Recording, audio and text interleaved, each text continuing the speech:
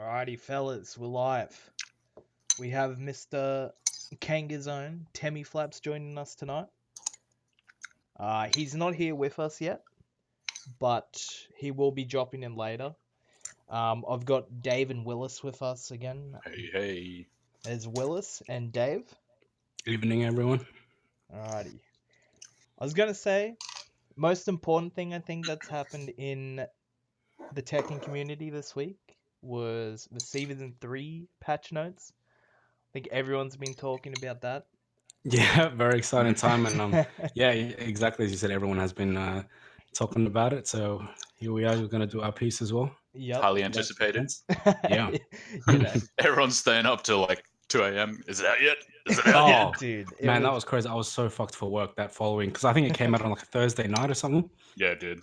and then that Friday I was so messed up for work I could barely function. Because I remember, Dude. like, I heard it, and then I was about to go to bed, and then I heard that they were out. I was like, fuck, I'm gonna be up for another hour, aren't I? Like, just listening to this sort of stuff. But yeah, like, as far as, like, I guess we'll start off with your guys' character. Dave, how did Kazumi go? She got deleted. Are you which going to I'm bring happy up? Do you have a screen sharing thing we can maybe bring up and we can go through them and talk, or you want to just? I can read it on just my end. I was gonna say I don't have it set up yet, but I can get it sorted if you guys would prefer. Yeah, I can just go through it. Kazumi's changes quite a few. And pretty excited by it overall, to be honest. So let's go through these, and I'll just weigh in on what I think about each one. So keep in mind I'm going just off the English website here, and it does include a typo on that first line. Well, at least I think it is anyway, unless it's implying that her rage art is now accessible after parry, which would be interesting, but I don't know whether that's a legitimate change or not. 3-2, changing the damage from 17 to 15. I don't know. It's a minor nerf, of course. I'm not sure what warranted it exactly, but it doesn't bother me to lose two damage from her reliable 15 frame Punisher. The damage overall is still pretty good. 1+2. This is the one of the changes I'm really excited by. Change the opponent's behavior when hit. What this means remains to be seen. I don't know. Does it mean no more knockdown? Or will it knock them down in a different way? Will it make them spin on the spot? Who knows? Shorten the recovery time after the move hits by 10 frames. So this is the next two lines of the things I'm most excited by. The fact that it recovers faster and the fact that you can transition into fly after it hits. When I was discussing this with Alchemist, I said the utility of this move is going to depend how it cancels into fly. So it's not explicitly clear whether certain hits of the move get cancelled out. So like, does the tiger not come out? Do you lose a lot of damage in order to go into fly, or do you still get punch tiger and then fly? But what this means for me, or when I first read this, the first thought that popped into my head was how it's going to affect her wall game. So as you guys know, her wall combo at the moment is jab down forward 1+2, or forward 3 forward 2 1+2. Yeah. The Oki after this wall combo, the forward 3 forward 2 1+2, the damage as a wall combo is really good. It's above average. It's really strong, but the Oki is it's crap. It sucks. This change is, if the tiger still comes out and allows me to transition into flight, this change is going to be huge. What this is going to do for her Oki game after her wall combo is something I'm really excited by. But again, it all depends on what that cancel into fly really means. And I'm interested to see what it does when they're standing as well, because it is her 12 frame Punisher.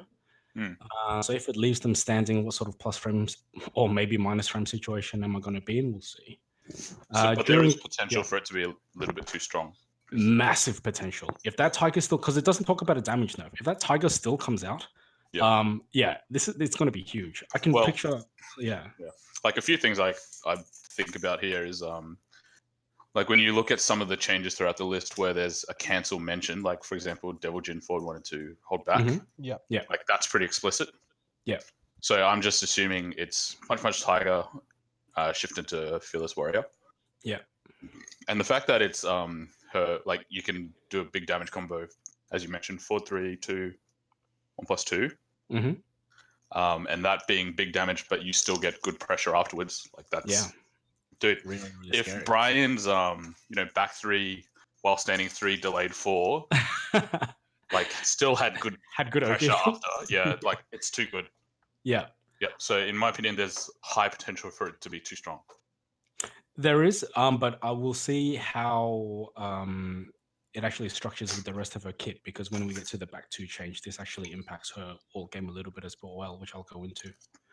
The next change, Fly 1, is now going to be punishable at -11. I thought this change was a little weird, but again, I don't really mind it. If you make it punishable, it means I don't really have an option to make my fly mix-up sort of relatively safe. It was something I know Arslan Ash was utilizing a lot when he sort of came onto the international stages. He would just check people with forward 3 and just transition into fly 1 for a relatively low risk. That's the straight punch, isn't it? Yeah, the straight punch. It's also her wall bounce as well. So to make, if wall bounces get better utility, and it looks like for a lot of characters they have, then maybe this is why they decided to make it punishable. Not too phased by it. Decrease the distance between the character and the opponent when the move is blocked, so it can be reliably punished. So possibly maybe there was some setups people were using it for as well, which might have been unintended by Banco's side. Overall, I don't really use this move too much, so it's not a huge part of my games. I wasn't too fussed by it. But just generally speaking, nothing I'm really worried about. Now, Fly 3+4, this is her new move. This is going to be a high wall splat carry. It's like 2 kicks or something. Yep, 2 kicks. It looks like a lot like can the double kicks from Jinpachi's Fly from Tag 2. Oh, yeah. So what that means is, because the animation is quite similar, I actually think it's going to be a bit of a straight rip. So the properties I assume to be quite similar. People were questioning when the opponent is standing, is this going to be a launcher or not? I don't think so. It doesn't look like it will be. Its utility is purely going to be for wall carry, as far as I can tell. And this is really good. So before, you didn't really have any good wall carry, definitely not a high wall carry. If you transitioned into fly, you sort of had to change, you had to be a bit more savvy with your combo adjustments if you wanted to get good wall carry with Kazumi.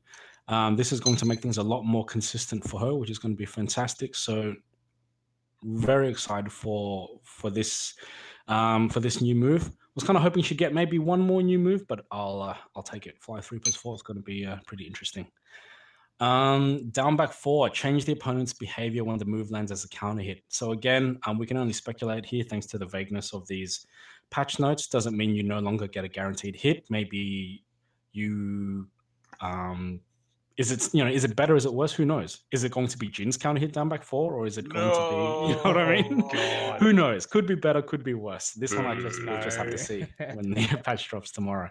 Now, that having been said, if I was on the Bamco balancing team here, there's no way in hell I ever make down back 4 a counter hit launcher, because it's only -12. Jin's is -13. It's a bit more acceptable, although barely. But a down back for stature kick at -12, you don't make this a counter hit launcher. So chances are you either remove Give me a sec, sorry. guaranteed follow-up, or maybe you make the guaranteed follow-up weaker. So at the moment, you can follow up with Tiger. Yep. Maybe if you limit it so you can only get down 2 or something, that might be what they're trying to go for. If there's no counter hit properties at all, I'm not too fussed. It's still your Kazumi's go too low to get plus frames on hit. The biggest utility that is lost is actually at the wall. So down back 4 counter hit when your opponent's back is to the wall guarantees a wall combo, and it guarantees rage drive. If that utility is lost, that's pretty unfortunate.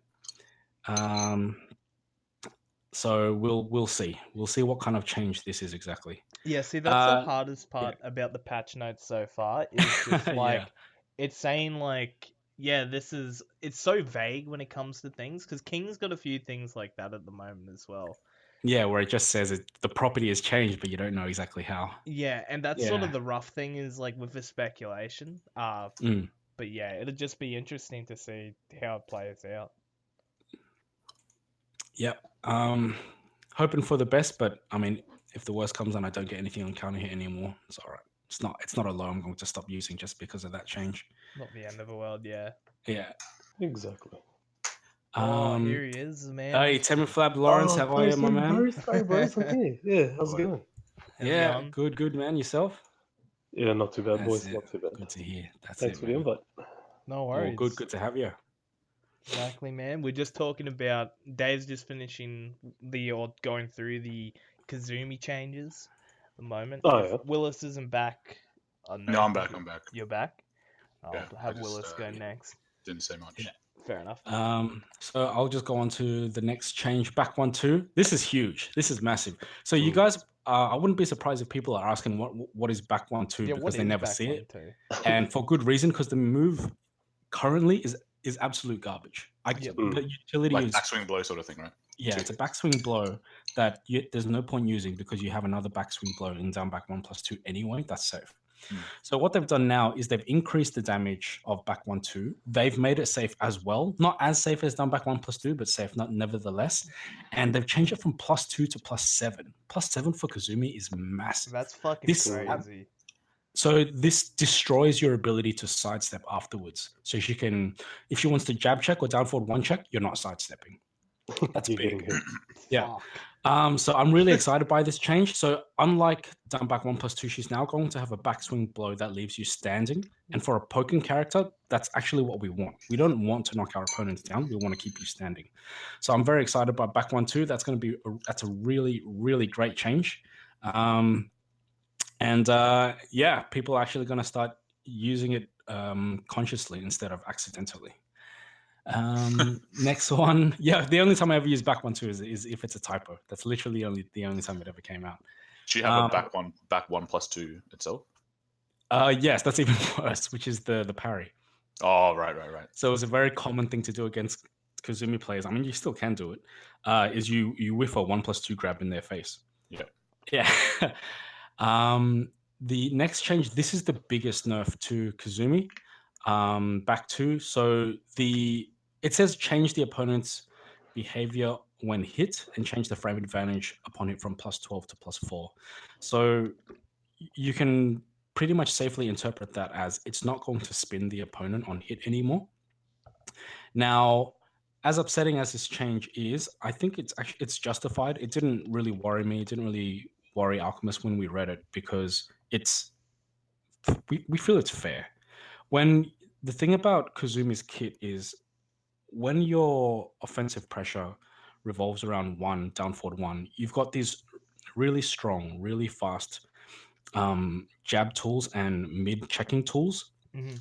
You can't also give that character a fast, safe mid homing move that gives huge plus on hit because and wall splats. and wall splat. Because when you have a good jab and a Yeah. good mid check, my defense against that character is sidestep movement.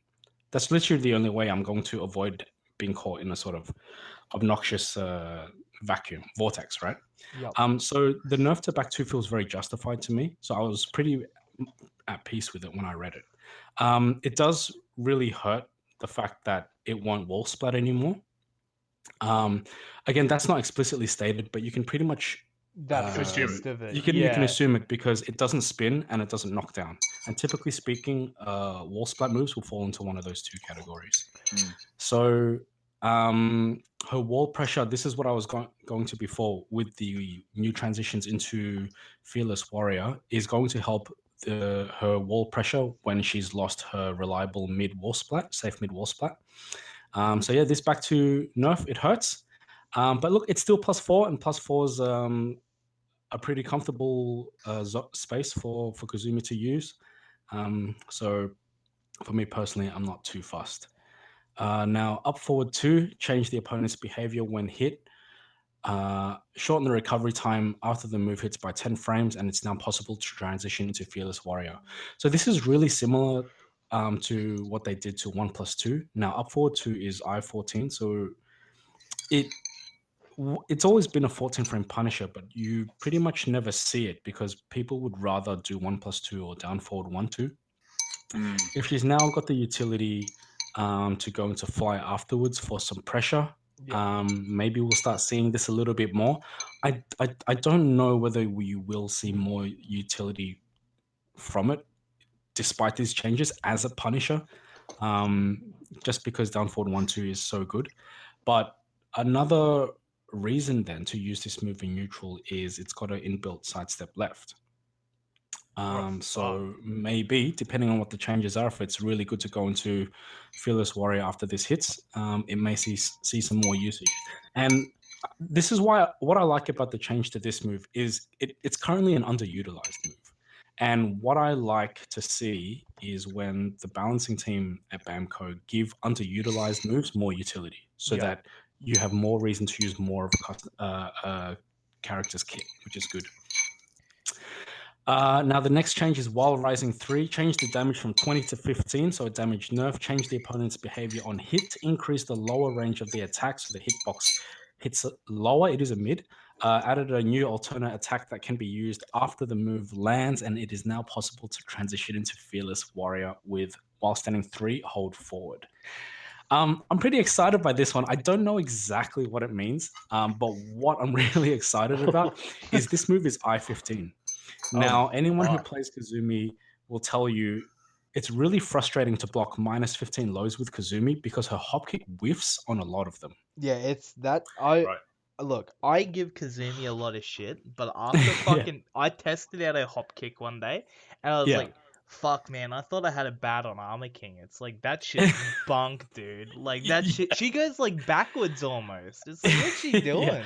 The hitbox on that hop kick is horrible, and it gives me anxiety when I block something that's only minus 15, and I feel like, do I risk hop kicking and just whiffing, and most of the time I just end up, you know what, I'm just going to do while standing 4-4 and just leave it at that. I'm not even going to bother with this garbage hop kick. Can you just while standing 1-2? Frames, just hop kick, man. You can while standing 1-2 as well, but the range of while standing 1 is less than the range of while standing 4. Yeah, I guess so. Yeah. Although the mid hitbox is lower. So, sorry to go off on a bit of a tangent, but if you block Eddie's while running 3, Kazumi's while standing 4 will whiff every time, whereas while standing 1 will catch it most of the time. That's a situational thing then. That's a situational thing. That's because its mid hitbox is a little lower. Yeah. Now, I don't know what this while standing 3 change means in terms of how it changes the opponent when they get hit. But if this is a while standing launcher because of its ability to transition into fly, that's gonna be really fucking sick. Yeah, won't that be like fucked up? So yeah, her while standing 3. If you guys, I don't know if you guys have seen the move. You probably don't see it often, but it's a really long range kick. So if this is going to be a launcher, it's going to be really, really strong. Yeah. So and I already hate this character already, dude. I'm just not looking forward to this. The fact that they gave it a damage nerf as well sort of alludes to the fact that this may be what it is. Yeah. Yeah, but we'll see. I'm holding out on this one. I don't want to sort of get myself too excited. What is it like? Get my hopes fuck that. Get pumped, man. Get pumped. Even if it ain't just like, fuck yeah. It ain't even a launch, but I got this. If I can now launch Claudio's down back 3, I'm going to be so happy. Although I don't know, Claudio's down back 3 I know got buffed recently. If they've made it less punishable on block, then maybe I won't get that opportunity. So we might come across that in a bit. But anyway, what are your thoughts overall, though? So overall, I was reading a few things on like Reddit and this and that, and people say, oh, she's going to be about the same. People were like, is she buff? Is she nerfed? Is she about the same? And the general consensus seemed to be that she was about the same. I disagree with this. I think it's hard to say, but I'm tempted to say she's going to be a little bit on the buffed side, marginally. She's lost a lot of utility, yes, from back 2, possibly from down back 4. But some of these other changes, I mean, I'm really excited to see how this works. Her wall game might be really strong after this. But, it all depends on what the changes are actually are. Yeah. What move is up forward 2 again? She does a sidestep left into an upwards right-hand chop, and then a tiger flies out if it hits. Oh, right. Oh, wow. Okay. Yeah. Just to show you couldn't hit. Yeah, kind of. So yeah, this last one, this back 1 plus 2, reduce strength of the pushback. So this is a funny one. I don't know if you guys have ever seen this.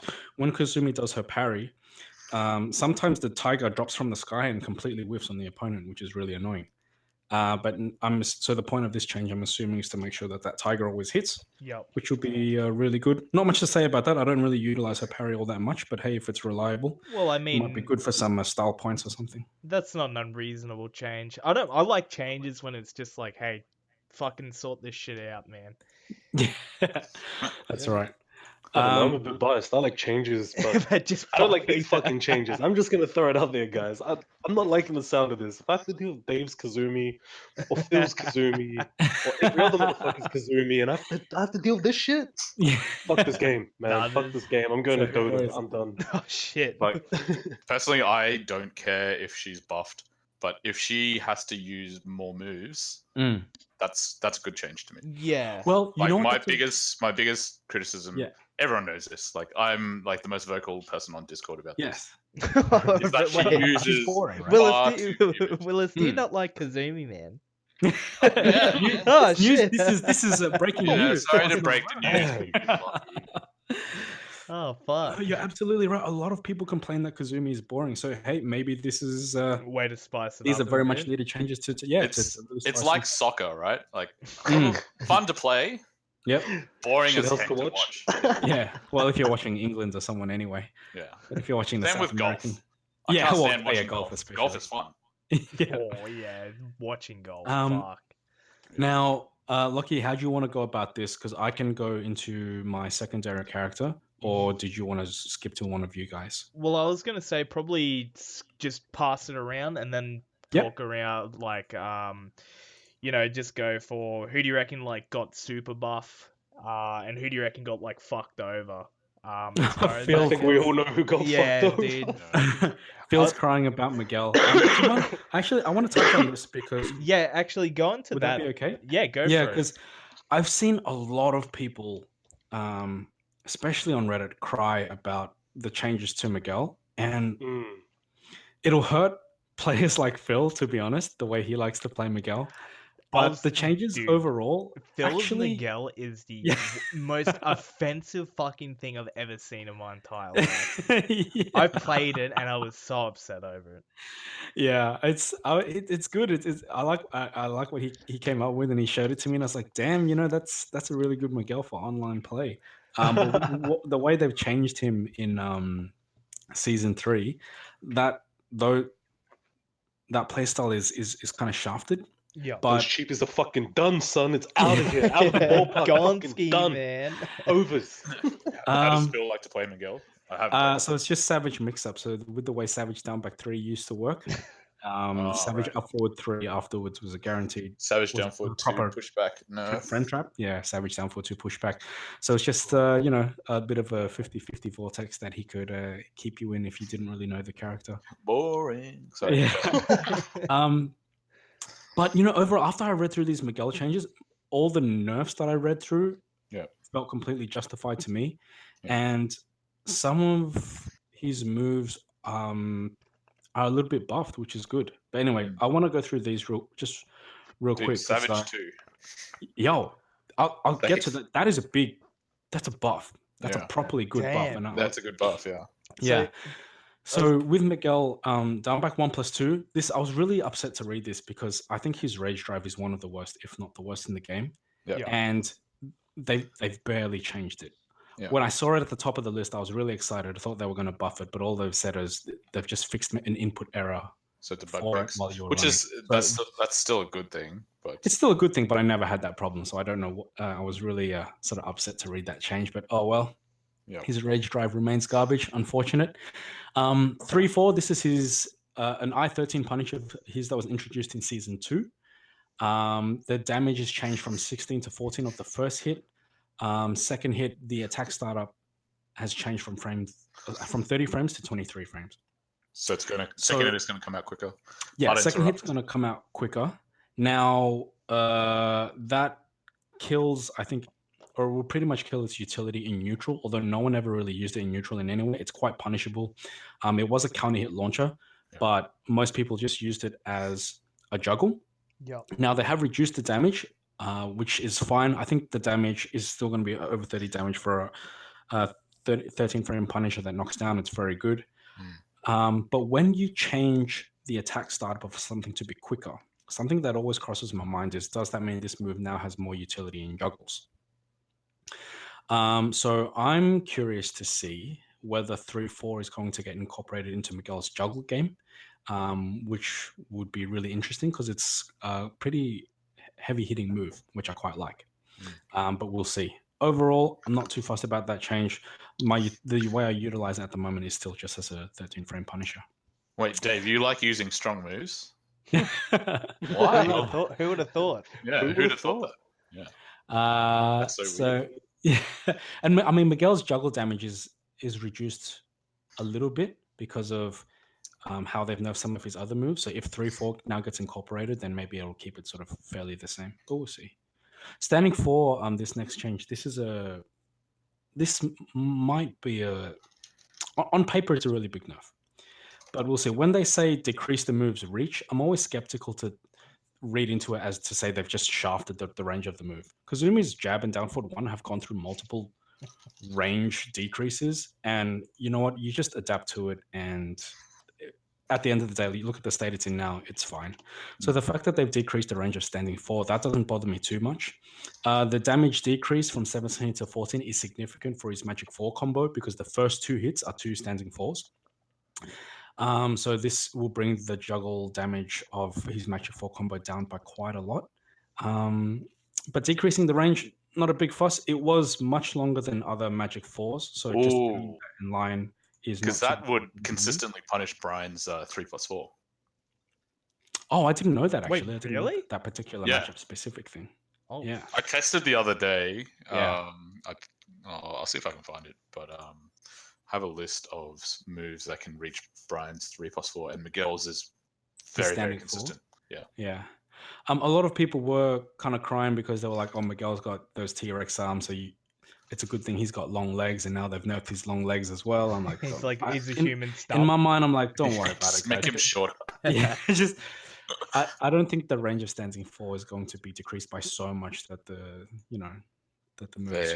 They put. Hang on, I'll show you an image they put on Reddit. Oh, the fucking squash. I've seen this one, dude. yeah. It's so good. It's good, so good. Down forward 2-1. This is a really great change. They shortened the recovery time after the move hits by 3 frames. This is going to be fantastic. So anyone who plays Miguel knows that after down forward 2-1 in its current state, you can't connect down back 2 afterwards. 3 frames, based on how the move looks at the moment, I think is going to be enough so that down back 2 now connects. Which So is going juggle to make, damage there is going to be pretty good. yeah, it's going to be more consistent and it's going to be better. Down 4, decrease the distance between the character and the opponent when the move is blocked. Yes, this is a nerf. However, I personally, just interacting with not just Miguel, but other characters in the game, I can't stand it when I block a low and then my while standing 4 whiffs. So the fact that you make this closer on block is fine. If you block a low, you should be rewarded for that. But I think you should also reward spacing. You should. Now, I know in the past it's always been a thing with moves that had sort of slightly different properties. If you could do them at tip range and things like that. But Miguel's down 4, I don't think should be one of them because the range of it is so long to begin with.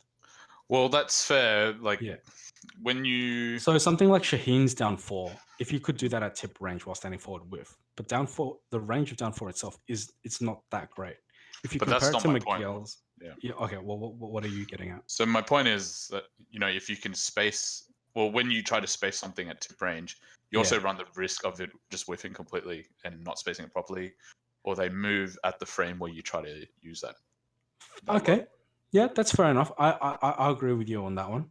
Yeah. So the players who have put in the work to find that range or reliably use that range, their efforts would sort of go to waste in season 3, maybe. Yeah, exactly. Okay. Yeah, I'm with you on that one. They've done a similar thing with down back 3. I'm not sure why this was nerfed in the same way because down back 3 didn't really have this problem. In my experience, blocking down back 3, I could always reliably punish it, but maybe for some characters you couldn't. Otherwise, that move is unchanged, so it doesn't bother me. It's still his go-to plus frame low on hit. Back 4 is now going to be a power crushing wall bounce, so the fact that they've reverted it to his season 1 frame data of -14 is no problem. This is going to be a really good change for Miguel overall because his current wall bounce move is Savage 1-4, which is not a natural combo, so it's pretty much useless. as a wall bounce move, I mean. Hmm. So back 4 is going to be much better. I'm happy with that. Forward 4-3, I don't understand this change. They've nerfed it by 5 damage. Yes, the juggle you get off it is really high damaging, but God, it's so hard to hit this move. Which one's Yes, it's a forward homing. 3? It's a homing high launcher. It launches on normal hit, but it's slow as fuck. Oh, It's Miguel's that's really the Gumby big, looking kick. yeah, the big Yeah. like fucking drunk kick. Yeah, no, I know Yeah. the one. Yeah, I rarely ever hit this move, and I try it Yeah. often just because it's so slow.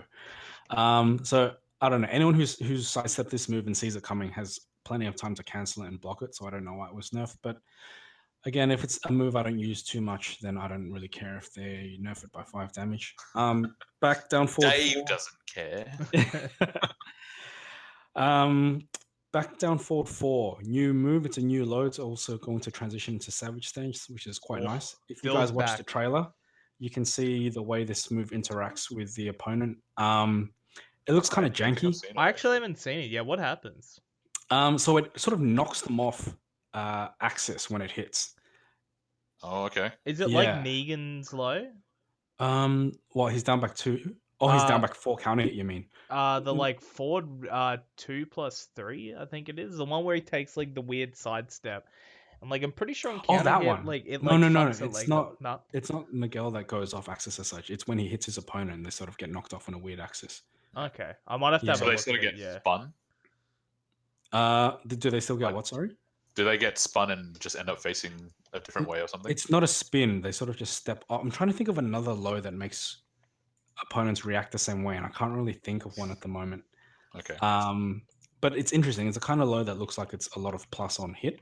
Yeah. We'll see if it does anything on counter hit as well, because those moves typically do something. Now his next change is the one I'm really excited by. Savage 2 is now going to be safe. And the recovery time after the move hits is going to be reduced by 3 frames. So again, similar to Kazumi, it's going to make his Oki game after his wall combo stronger because Savage 2 is currently his go-to wall combo ender. So making that recover faster is really nice. But making it safe as a move out of Savage that tracks to his weak side, this is fucking awesome. This is a reckon? really, Yeah, fair really enough. huge buff. Yeah. Before, if Miguel was stuck in Savage and wanted to catch opponents stepping to his weak side, he had to go for his homing move, which is high. So giving him a safe mid that does the same is really fantastic. Savage down for 2. So many people, I'm sure, are happy with this change. So I'm going to assume that you can now punish this move properly on block. And this is the move I wanted to address because a lot of the outrage from Miguel mains that I was reading on Reddit was the nerf to Savage down forward 2. And the complaint that I kept reading over and over again is that why would you nerf this move but not nerf Heihachi's forward 2? And the answer for me, it's just was so apparent. It was really obvious why you wouldn't nerf them the same way. It's because their kits are completely different. Yeah. You don't look at individual moves, you look at the overall kit. If you're going to give a character like Heihachi, who's got garbage lows, a really high-powered mid, I couldn't give a shit. But if you give a character like Miguel, who's got literally every utility low in the game, the same strong mid, yeah, it's a problem. It's a massive problem. So the nerf to Savage down 4-2 it's completely justified, and I'm glad they've done it because it's fair. It makes his kit make more sense to me.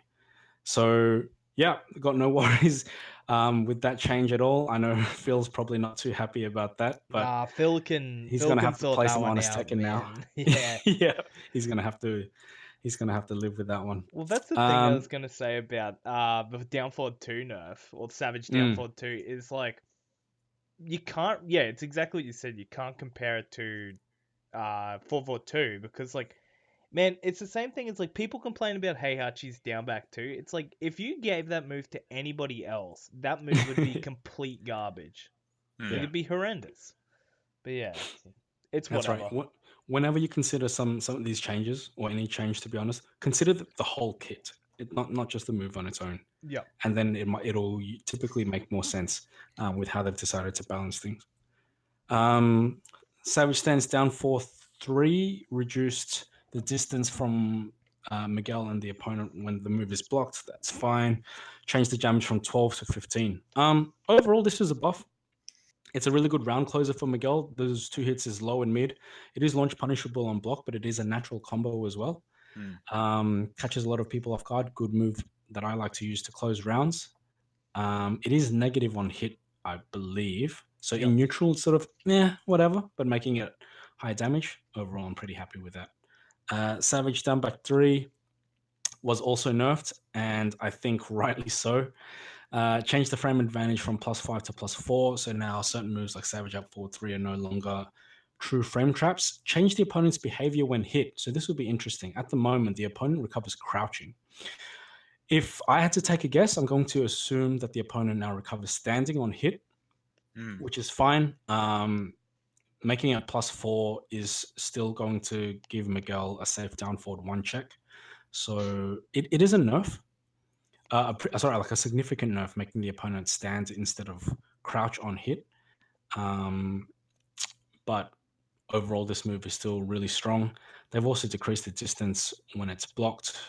But again, I never really had any issues punishing this move. So overall a nerf, but the move is far from dead. Still a really strong load that's going to get utilized a lot with Miguel. And the last change, I've wanted this change since I started playing the character in Tekken 6. This change is perfect. I've wanted this change for so long, for years. Over 10 years, I wanted to be able to go into Savage Stance after Miguel's command grab. And now we've got it, and what can I say? I'm really excited. Miguel's got really great utility moves from his Savage Stance. So this is going to make the mind game after it just, even more obnoxious. They already buffed this grab in in Tekken 7. In Tekken 6 and Tag 2, I think that this grab had varied between 0 and +1 on hit. In Tekken 7, I think it's like +4 or +5 or something. It's quite significant. Yeah, it's hard to find frame guard on throws though. Yeah. Yeah. But this is fantastic. I wish INA Tekken never went down. Yeah, I don't know why that website ended up going down. It was just like text-based sort of website anyway. We couldn't really have had really high maintenance costs, but well, what can you do? I had a look at that change and I was like, dude, do you know who fucking benefits so much from that? Famous Miguel. I don't know if you guys know who that is, but in Season 1 there was this Miguel player, and that's the only thing he would do. Downfall 1+2. Dude, it was absurd. El Famoso Miguel. Dude, he was unstoppable. You couldn't I'm a fan of the gnome. Dude, he was a legend, man. He had like 25,000 games with Miguel. Shit was OP, man. Yeah. But how unstoppable could he be if Dave didn't know who he was? That is true, though, man. That is true. He was way higher than Dave. That's why, man. Tekken God Prime, man. Him and Bratchy used to slug it out. It's good. And you can't forget the PS4 Pro Pole player with like God knows how many thousands of wins, and that was like a year ago. Fetsos. Or whatever the hell it was. Sefestos. Alchemist has told me about this guy. He's a legend. He's a legend. Being legend. 5 million games of Tekken he's played, and he's played the same today as he did 10 years ago. Oh my god! Wait, who's this? Back that far. I know some online warrior on PlayStation. He just plays like the most rage-inducing Paul I'd ever seen in my life. Because you know what's gonna come next. He's like, that has to be, so now I need to think for 50-50. Yeah. He's like, nah man, I'm gonna stand here, and just when you think you're gonna move, I'm gonna do this. You're like, I hate you. I just got demoted by you because for 9 games straight I said I was gonna beat you. Just online king that guy is. I love it. I love the online kings. Too good, man. But yeah, so overall you reckon like it's gonna make, so how do you reckon like that shapes his toolkit? Like all things considered, you just can't play him like a brain dead idiot anymore. Correct. That's essentially it. You can't play him as a brain dead idiot anymore. But if you're going to play honest Tekken with Miguel, overall, I don't think his neutral game is going to change too much. His juggles are going to get some nicer consistency. His counter hit 4 combo, bit less damage. A bit less damage, but as a Magic 4 combo, you shouldn't be getting 70 damage off it anyway. It's a bit silly. Yeah. And the only tool that really I think is going to affect his neutral a lot is Savage 2. That's a really good change, and I'm really excited to start using that move in just outside of combos. So overall, I don't really feel he's gone sort of up or down, but So the Yeah. nerfs really only affect Phil at this point. Pretty much. Yeah. Fuck. Yeah, fair enough. I was gonna say, Willis, would you even Yep. like to talk about Brian or Kazuya? Or whoever you want to main? I mean, do I What even have a main? Yeah, I was gonna say, man. Or do you want to Alright. talk about Kazumi changes after that? Like your opinion on it, man. Your The take. Willis Nah, judgment. I don't want to actually, make Phil cry. So. All right. So with Brian, so there's a really good image on Reddit. Some guy went ahead and just commented on each change. I'll probably expand a little bit on his image. So during Rage, back 1+2, so the Rage drive fixed an issue in which the move cannot be performed when input as during Rage, forward neutral, back 1+2, or while running. So that's a simple bug fix, which I agree with, and I think that's a good thing. The second line, 1-4-2-1, back 2-1, quarter circle forward 4-1, cancel.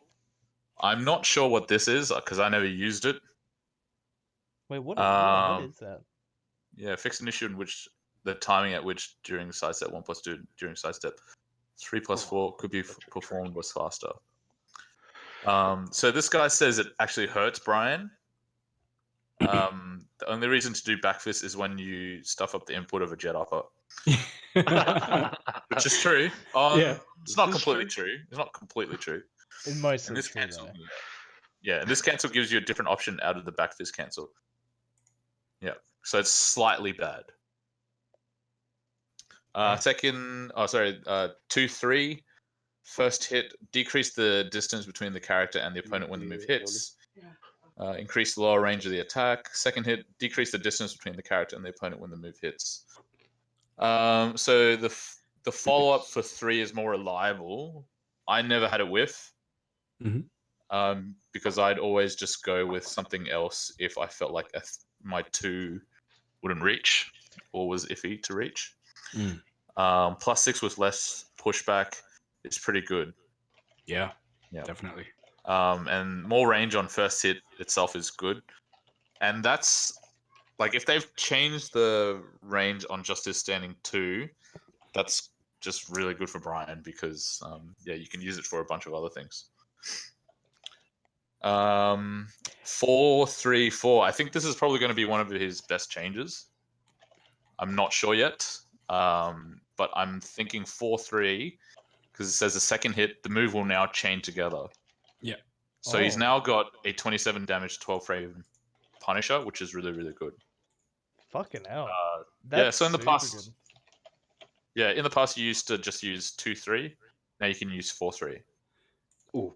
And I think this is a really good change for Brian because I mean before a lot of those moves that were -12, even like wake up kicks and something, because of the range of the pushback on him, Brian couldn't really punish these moves, and it was really frustrating.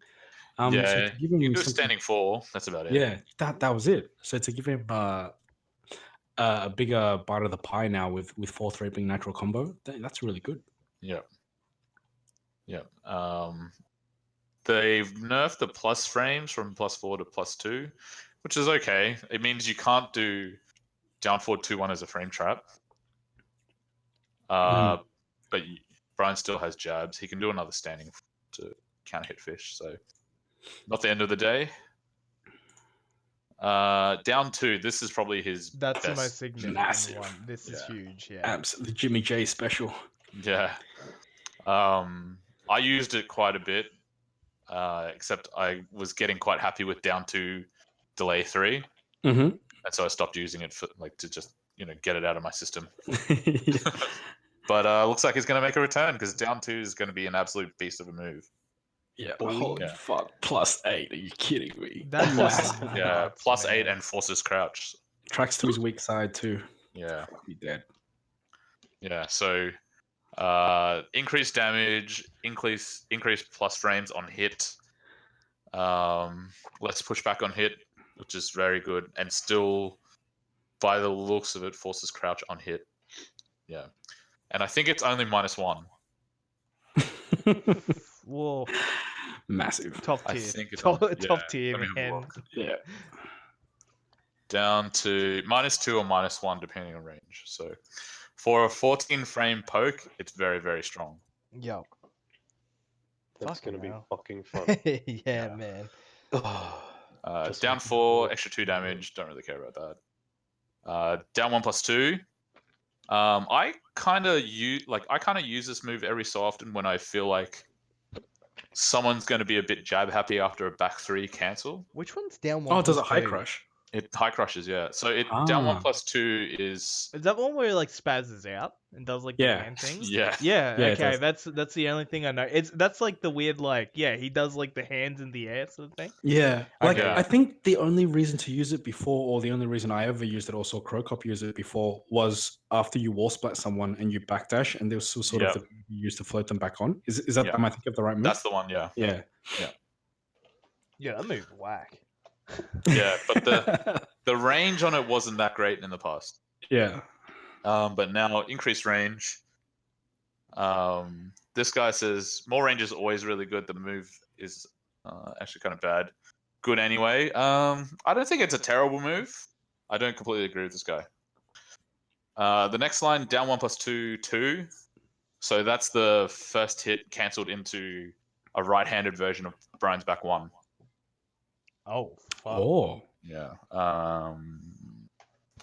That's I pretty can't even good. picture it. Yeah, I don't think I've ever seen that. That's how much I see that move. Yeah. It's +2, has massive range. Only problem is it's pretty slow.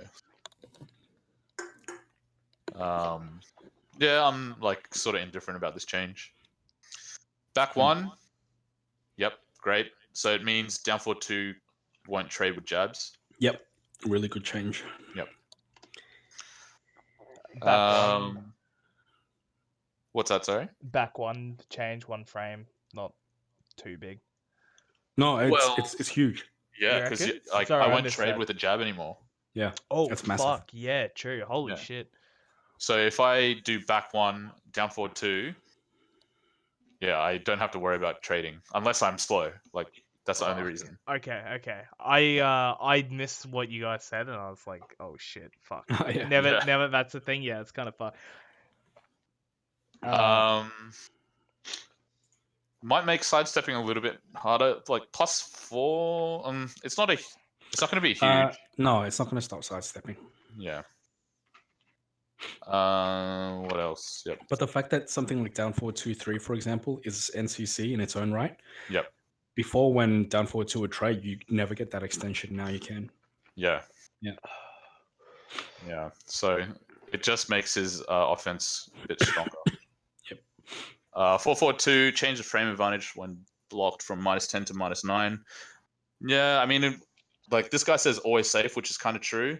Yeah. Only time you could really punish it was when they were backwards to the wall. Correct. Yeah. Yeah.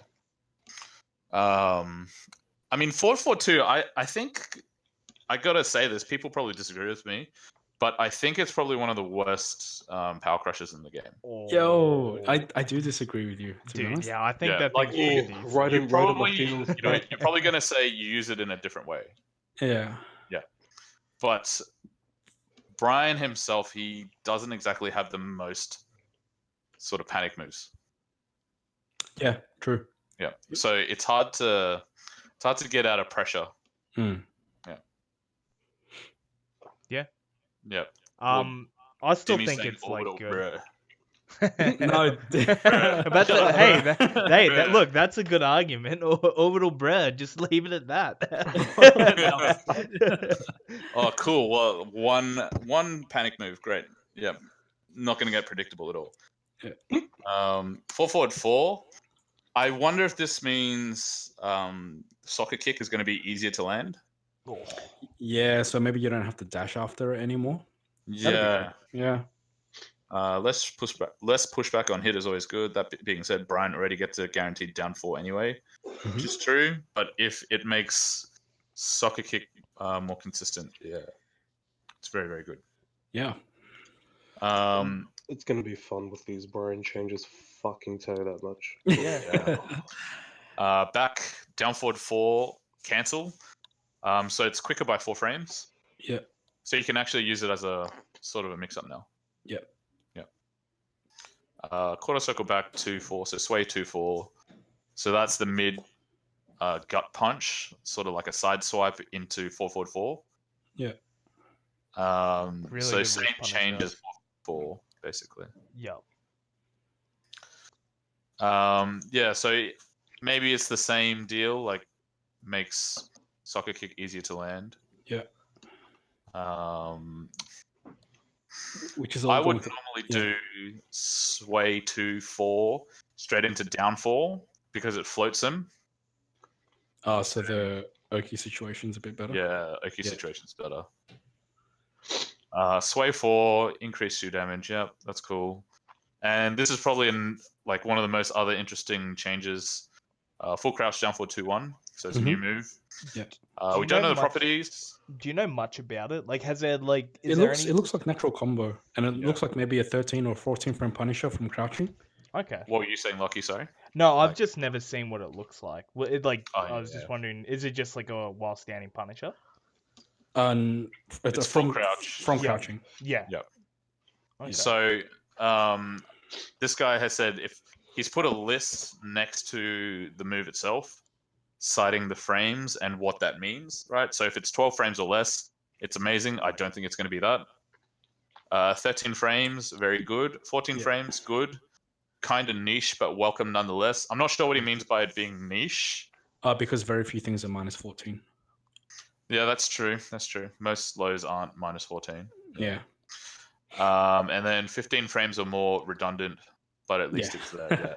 I do agree with that bit. So if it's 13 frames or 14 frames, I really hope it's not 13. yeah, I don't think it'll be 13. I'm too comfortable getting away with Kazumi's down 4-1-2 against Brian players. I just spam it all down. Like, what are you going to do about it?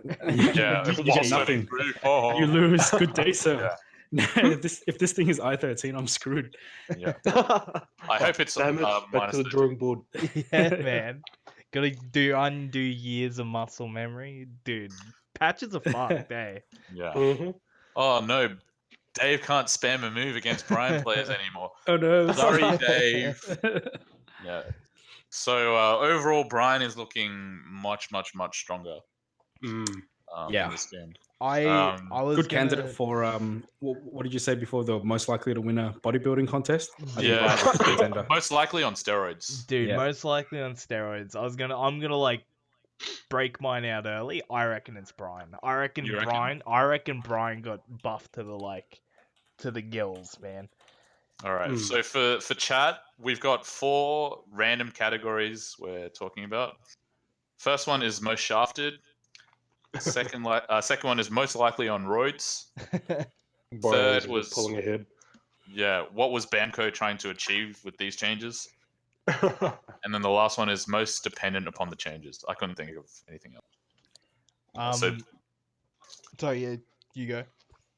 Yeah, so I reckon Brian candidates for most likely on roids. A few others. JDCR, when he was going through the patch notes before he cut it off early, he was going through Brian. Yeah. And he reckoned Brian or Drag probably would have shifted up a tier. Mm-hmm. Yeah, Drag definitely. Fuck. Dragunov, what the fuck? I mean, I always make jokes in our Sydney chat about how much Nobby loves to suck Harada's dick, but fuck, he must have done a really good job because the changes he got are just insane. I don't know if we'll touch on Dragunov tonight because none of us really play him, I don't think. No. But I'm a closet Dragunov player. Closet Dragunov. Do you want to go I've from always there? kept the pocket one for it, but well, it's one of those sort of need stages. But I think I might have to actually. Dave, brush up on it. I played since 1999, so damn son. Damn. Chances are, like, yeah, I used to play Drag. I was gonna say, Teme, like, what do you think about since you actually like play him? What do you think about him? Like, do you reckon he's gonna be like fucked? Is this Brian I only played. Oh, Drag. Yeah. So I'll tell you just personally because. Sorry, I'm fucking trying to smash dinner because I forgot that I have to do this thing. Oh, good, bro. If I turn into a wog, it's because I'm smashing some good ass Italian pizza. Shout out to McCain frozen pizzas. Fucking fancy line, man. I love it. I always love it when someone who's like really good at making food, because I'm sure you guys know Lawrence is makes some kick-ass food himself. Oh man, please when keep you- going, keep going. Yeah, when they've got that appreciation for just them frozen dinners, mate, I love it. Hands down, lifesaver. Yeah. Hey, Trashy, much So appreciated, I only man. picked up drag, Thanks a lot, dude. and as I've said to people, I don't play for like frame data to smash everyone. I just do it because I like it. Now, Yeah. the only reason why I picked up drag is because I fucking hate Brown Man and fucking Veeds, fucking Dragonov from season 1 through season 2. Yeah. Worst shit in the fucking world. That's the only reason why I picked him up. I stopped playing him in Tekken 5 when I didn't need him at the arcades.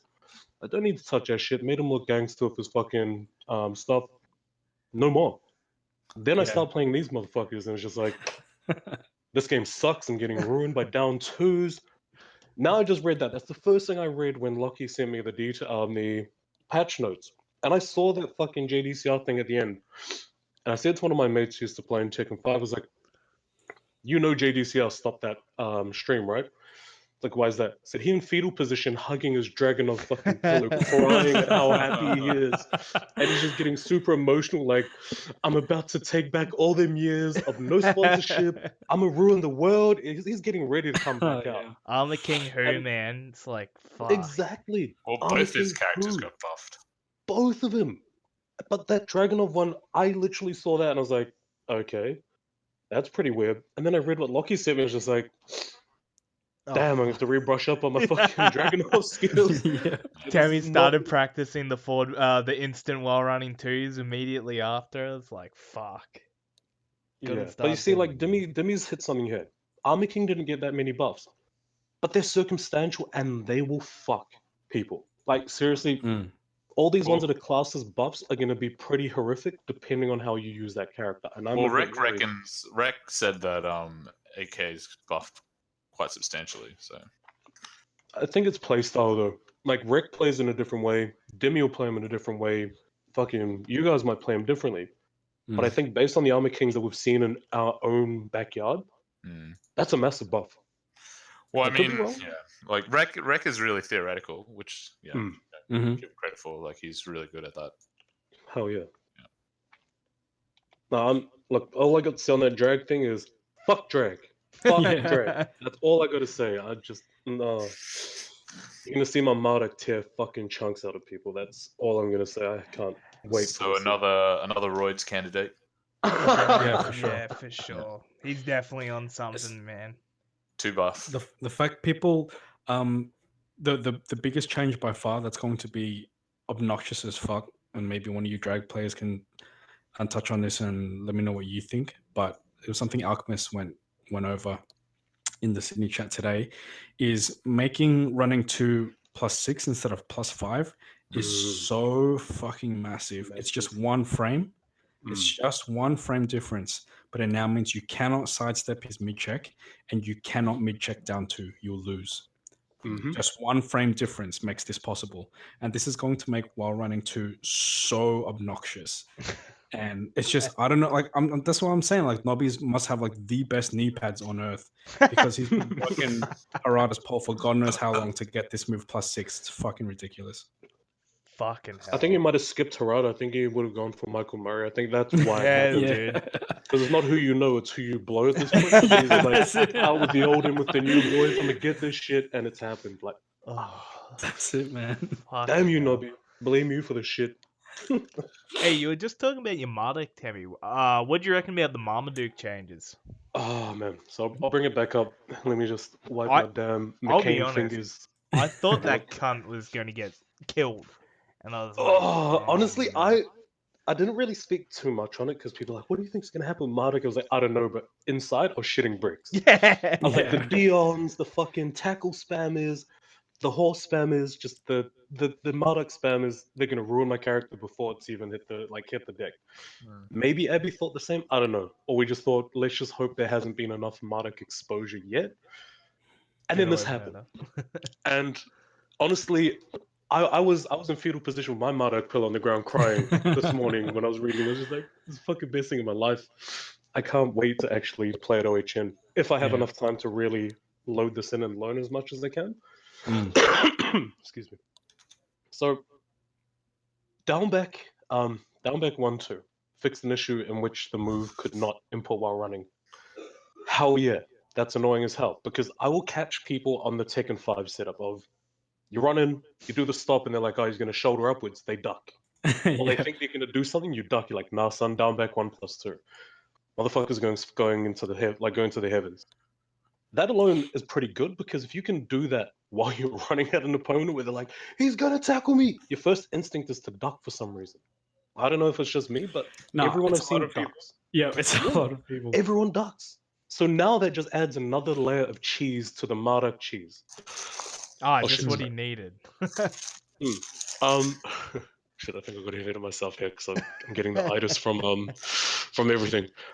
So I accidentally read Miguel's changes. My bad, guys. Take it back. Take it back. I was crying in manly tears of Marduk goodness. I'll scroll to Wrong character. Wrong character. Wrong page, guys. Let's start this from the beginning. 1, 2, 3 plus 4. Okay, so that's 1-2 VTS. Increase the move's forward movement. So if all of you Tekken 5 the 5.0, 5.1 players remember 1-2 VTS, you'd always move forward. You could get 3 or 4 of them really easy. I don't know if Abby has the same issue. I don't know if Dion has the same issue or any of the Pakistani players have issues. But 1-2 VTS, it's really inconsistent of how many you can land. But that move forward movement part, that's big for me, just alone, because I love VTS stance mix-ups and just everything that comes with it. I love that shit. So for me, that's just like a win already. Like, yes, I can really fuck you guys up, get you to the wall, and do the cheese. I don't want to even see what Naveed has in store for this shit. Because this guy scares the shit out of me. Yeah. During VTS fucking forward 1+2, that's the bloody I think it's the shoulder and then the overhand right that comes down, hits you into the ground. Moment's behavior is that vague bullshit that we all hate and love at the same time. Who knows what that's going to do? So whether it does knock you into the ground more, if it just makes you fall over, which means you down back 2, who knows? We don't know. I don't know if Tekken 6 had something different. I don't even know if this was in Tekken 6 or Tekken Tag 2. God knows. I think it's new to 7, yeah, so. Hey, so I'll be back 2 seconds. Just keep going. Cool, good. Yep. So then they talk about the first hit, forward 3-2. So that's the knee followed by the overhand looping hook right, whatever the hell it is that bounces or launches if the knee hits. Or if you get both of them, you just get pounded into the ground for like some ridiculous amount of damage for such a slow hit. Now they change the damage from 17 to 13, change the opponent's behavior when the move lands as a counter hit. So the first hit is that knee. I want to figure out what that actually means. Like I've seen people talk about it since these patch notes came out. Like going, oh, we don't know what's going to happen here. Could do this, could do that. I'm just going to skip past that.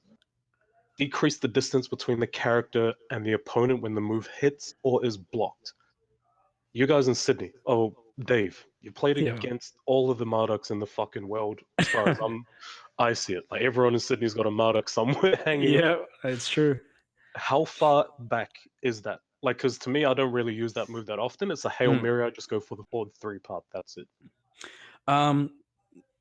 Yeah, there's a little bit of pushback on the move, but nothing that really made or break your opponent's reaction because it was safe anyway. I mean, we'll get into that in a bit because it's now unsafe with Season 3. Yeah. But yeah, no, I'm not sure why they decided to. Actually, you know what? It's in conjunction with the second part of the changes, maybe just to make the move overall more likely to be consistently punished. But no, the pushback on it in Season 2 was nothing that was really a problem. Yeah. So now it means if they've decreased the distance between them, yeah, like you said, able to be punished. Ouch. That's really looking ugly. So that's a bit annoying. But at the same time, if they don't react fast enough, you're getting counter hit on that second hit and you're getting launched. But change the frame advantage when blocked from -9 to -11. That's over my head. Like I said, I don't do frames. I just play the fucking game. You guys can probably elaborate on that. If the people here who like frames, you can speak on that. Yeah, it essentially just makes it punishable. So typically speaking, moves become punishable once they head into -10 or higher territory. So it's like jabs and all while standings and shit? Yep, jabs will start at 10. It says the behavior is going to be different after we guard. If we're put into like a crouching state, -11 allows most characters to do while standing 4 or some equivalent. Mm-hmm. Yeah. Now these next two, change your opponent's behavior when guarding the move. Once again, what the fuck does that mean? Yeah. Does that mean they just stand still because it's not that bad a hit, or what? I don't know. Could be the Change- stuns different. Yeah. Yeah, that could be. That could be. So maybe it's just rather than a step back stun or whatever. God knows. Yeah. Yeah. Change your opponent's behavior when the move lands as a regular hit or a counter hit. That's a bit damning because you guys have seen more. Once again, more than me. Yeah. How many times that second hit actually hits and what it does on counter and regular. Yeah. I get as a Hail Mary, and by the time it lands, I'm like, fuck, what do I do? Down forward 4-2. Or whatever, I just panic. Like, Yeah. damn, it landed! Which is why I don't use it. To me, it's just like, yeah, okay, it's great and all, but I'd rather just upward 3, upward 4, that Mhm. shit. Mhm. So, change your opponent's behavior when the move lands as a regular or counter. That's a bit weird. Hopefully, it's not bad. I think it's going to be a launcher. If it is, Yeah. fuck I think yes. that's why they made a Punisher. Counter hit thing. launch. I Yeah. think it's going to be a launcher. And I was thinking about what you said on Miguel and a couple of the others that it leans towards, and I thought about that. But Mhm. like you, Dave, I don't want to get excited because I'm Yeah, already that's excited. it. Yeah. I'm already excited. But at the same time, you go down here, like forward 4, change your opponent's behavior when the move lands as a counter hit. Really? Like, cool, okay. Then what's that going to do? Not floor them or what? I don't know. Down forward 1 now. This one here, I'm still a bit indecisive. So down forward 1, like you've seen it. Every time someone steps, they get fucking launched. Every time they do something, they get launched. They move, they get launched.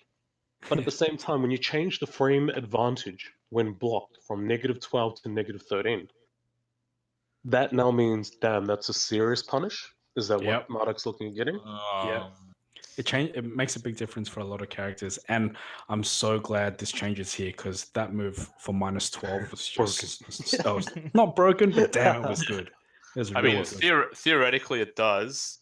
In practice, only if you're up against someone that's either super sharp, has your down forward 1 timing to a T, so they can anticipate it well.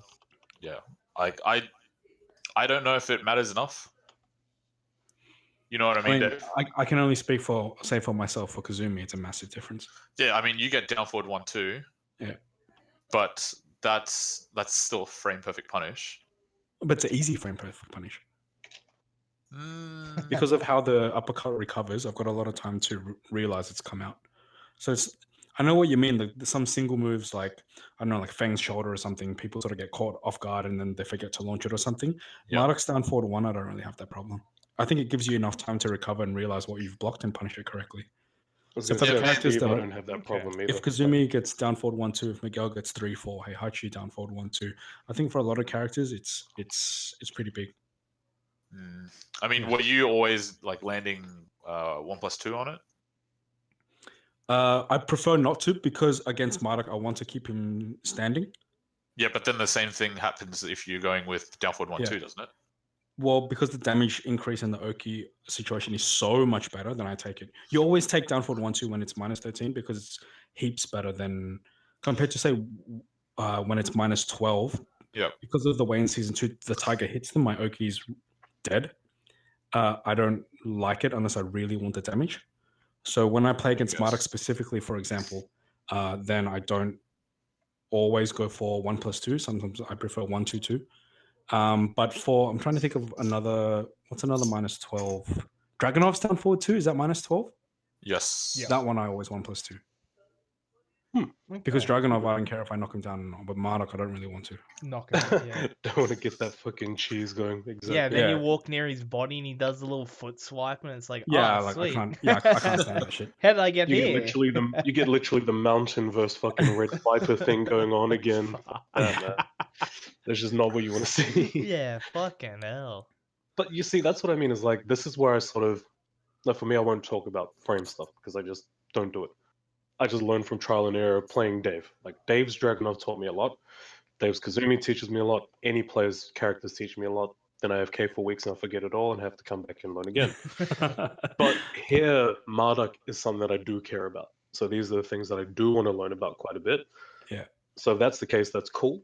That teaches me something else. Because now that just means if it's me, where I could down forward 1 I'm just gonna fucking down one instead.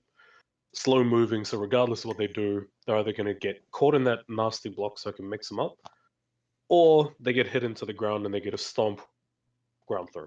Doesn't matter. They this part here about the decrease the distance between the character and the opponent when the move is blocked. That's to do with that punish shit again. So it's like, fuck, that's not cool because that feels like DR Marduk / Tekken 6 Marduk, which is what I really fucking hated, which made me quit the game. Increase the move's reach though. This gives me a stiffy. Like this gives me the biggest fucking stiffy because the amount of times that I'm gonna do down for 3-1-2 and fuck around, do something. Someone just steps back like, oh, I'm gonna like full on backdash, bro. It's like, nah, son, step forward, down forward 1. If I'm lucky enough, you can just mix and match here. It still makes it. Is it worth the gamble or not? Probably not, but still, it's nice. Like that increased moves reach is fucking nice for me. Yeah. Like moving into this next part, like I'm only just gonna touch on them because I'm not gonna do the full on like breakdowns. I'm just super excited for these. Like there's a lot of them. But this downfall 3-1, first hit, increase the move's reach fucking. Like you can't get any more excited than that. Yeah, that's pretty big. I mean, depending on how much they increase it by, of course, but I mean, I'll take any increase is good. Any increase is good, honestly. Like that's awesome because that now makes a lot of your juggles a little bit better. Just anything. Downfall 3-1. That's it. You just need those. That's like the And bread his legs butter are of really Mata. huge. He's really freaking tall, so. Yeah. So that alone, that's definitely giving me a stiffy. I'm just like, fuck yes, give me my fucking changes now. The second hit increased the lower range of the attack. Really? Okay, so that's gonna be fun. I'm not experienced with reading patch notes. I just literally go through what's new, cool, and then that's it. I just press buttons until it works. So for me, increased lower range of the attack, does that now mean rather than them like the focus that you have to have landing downfall 3-1 mid combo, does that now mean I can be a little bit more relaxed in my button timing? It typically means, or the way I read it, is the hitbox of the move as the mid is lower. So I notice this is actually a common change across a lot of moves for a lot of characters, and I wouldn't be surprised if it's because Zafina is coming in. So anyone who's just started playing Tekken in Tekken 7 has never versed Zafina before. If you thought Relax and AOP were bad at crushing mids, you haven't seen anything yet. Zafina is obnoxious as fuck when it comes to crushing mids. Don't fucking tell me that, because So, AOP crushes all the king shit. So I wouldn't be surprised if that's why they've lowered some hitboxes on some of these mids. Not saying Marduk's down 4-3 is going to hit these stances, but it might be in preparation for something like that. Yeah, I'll take it, man. I'll take it. Fucking give it to me today. I'm done. I'm good to go. Boss, throw me in. That is cool because Tekken 6 was Zafina. If I'm correct. Yes, Tekken 6. What's this? She was cool. She just reminded me of Voldo. Oh, when she got released, yes, T6. Like I liked the character when I first went into Tekken 6. Yeah. It looked like Voldo to me, and I loved Voldo. Yeah. I was like, this is great. We got a Voldo, but a female. She's hot. This is great. And then quit the game. But this is cool. Like if that is it, awesome. Probably isn't gonna do shit, but hey, we'll take it. We take those. Downfall. Oh, this new move. So from those videos. So Lawrence, can you explain this to me? Because I thought down forward 3, down forward 1-2 is already a move. No. So down at the forward moment, 3, hold down forward 1-2. Oh. So it's down forward hold 3-1-2 is literally kick, right, bloody uppercut into a chop over the top. Yeah. Whereas now it's just down forward 3, and then I'm guessing you have to bloody like go neutral and then straight back into down forward 1-2. So that's going to be interesting. Forgive me, I have not tried to look at this move because I just literally want to unbox this thing on Tuesday / Monday. Yep. When I get home, like, yes, looking amazing. Sweet. So I'll turn my PC on and get it ready. I just want to unbox it tomorrow and just come back and be surprised. So I will not touch on this. Okay. If you guys know about it, feel free to speak on it. But I don't know what the hell that is. So is the question, is it replacing the old one? Yeah, I don't know. That's what I would want to know as well. Because for the patch notes for someone like Law, 4-4-4-3, it's more specific. Like, let me have a look. Forward, forward, 4-3, replaced with a new move. So that's what they say. So this is just new move. It doesn't say replaced with. So Yeah. Yeah. this is adding into the current roster. Fuck yeah. Yeah. That's interesting. Fuck yeah.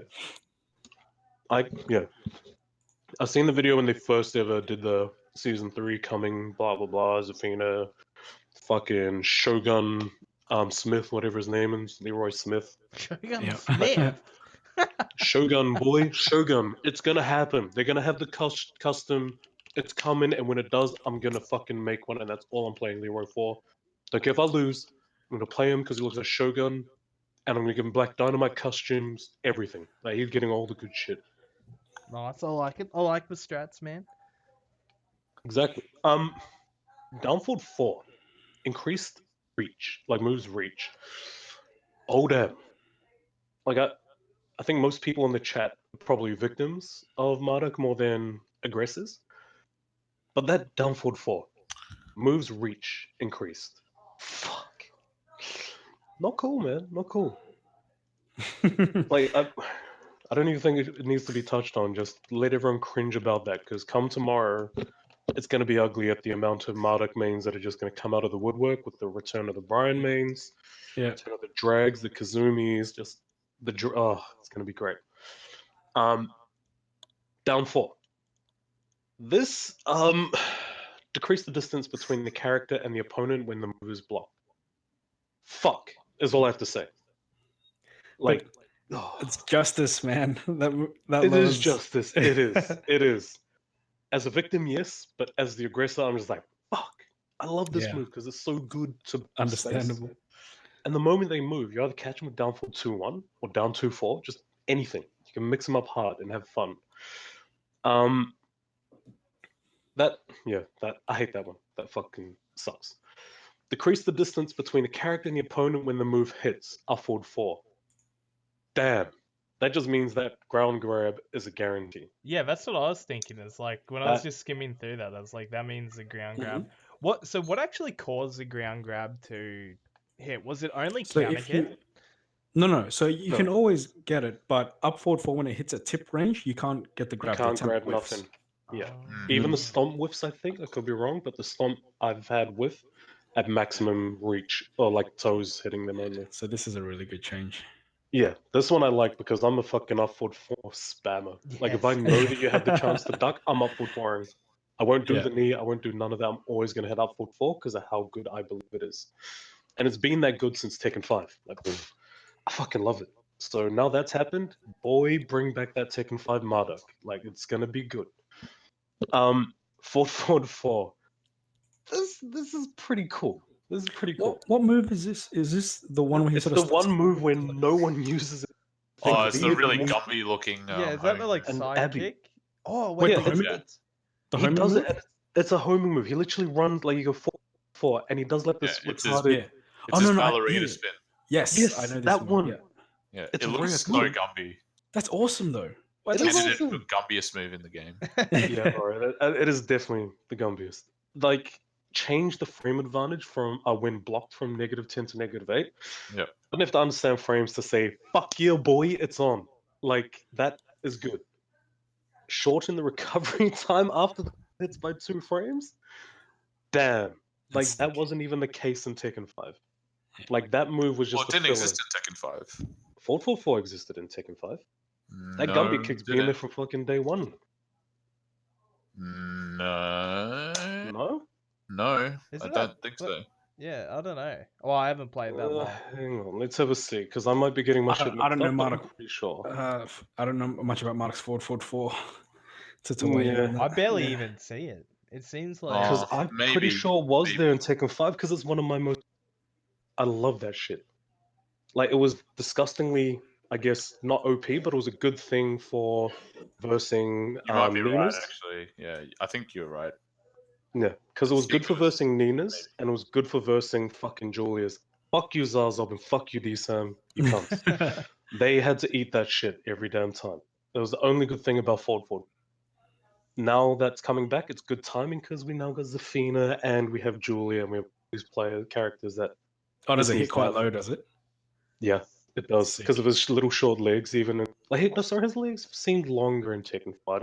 I'm not sure, but I think its timing is perfect for this Athena matchup because it is pretty low when it hits. Like it's about his own knee height. It's ridiculously trash, but it's now going to have its advantage, and I like it. While Rising 1-2 changed opponent's behavior when the move lands as a counter hit. Okay, that's that bloody stab into bloody right hook. If I'm not wrong. Yeah, the little uppercut. Mm-hmm. So I don't know what's happening here. I don't know what that. Yeah, hard to say. Is it still going to be a launcher or not? Who knows? Yeah, there's no bloody frame changes, so I'm guessing not. But still, whatever. While crouching down forward to So what's that? Full crouch. Oh, It's like sorry. sway back into like a mid gut punch. Ah, okay. No, into a mid swipey punch. Sorry. Yeah, I know which one you're talking about now. The this one's pretty good if you're not gonna do any sort of while standing bloody stabs or knees or fucking while standing 3 or while rising 3 or whatever it is. Mm. That's pretty good. Sorry. If you're not doing any of that shit, that's pretty damn good. Because that's gonna save Marduk with the amount of times you do end up crouching anyway. Just me, from what I watched of Dion yesterday, we all as Marduk crouch a fuckload. So this is good. This is a fucking good thing. I don't use it that much, so I can't really comment. I usually just use his fucking full crouch down back 1+2. I use that shit in the crouching situations. Approach enemy forward 1+2. Change the input window from 17 frames to 30 frames. What the fuck does that mean? Okay, this is actually a really, really good change. It's going to be really strong for Marduk.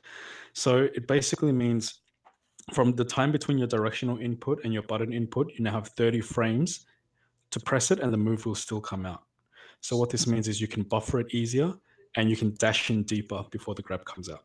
So it helps in his juggles and it helps when you just want to make it connect in general. So this is a really nice change.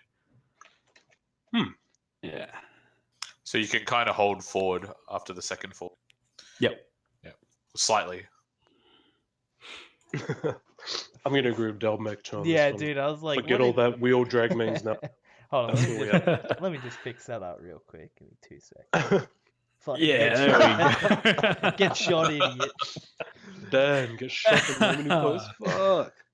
Fuck. So overall, what did you think about it, Teme? Because it seems like you're sort of happy that it seems like it's bringing him back close to the Tekken 5 Marduk.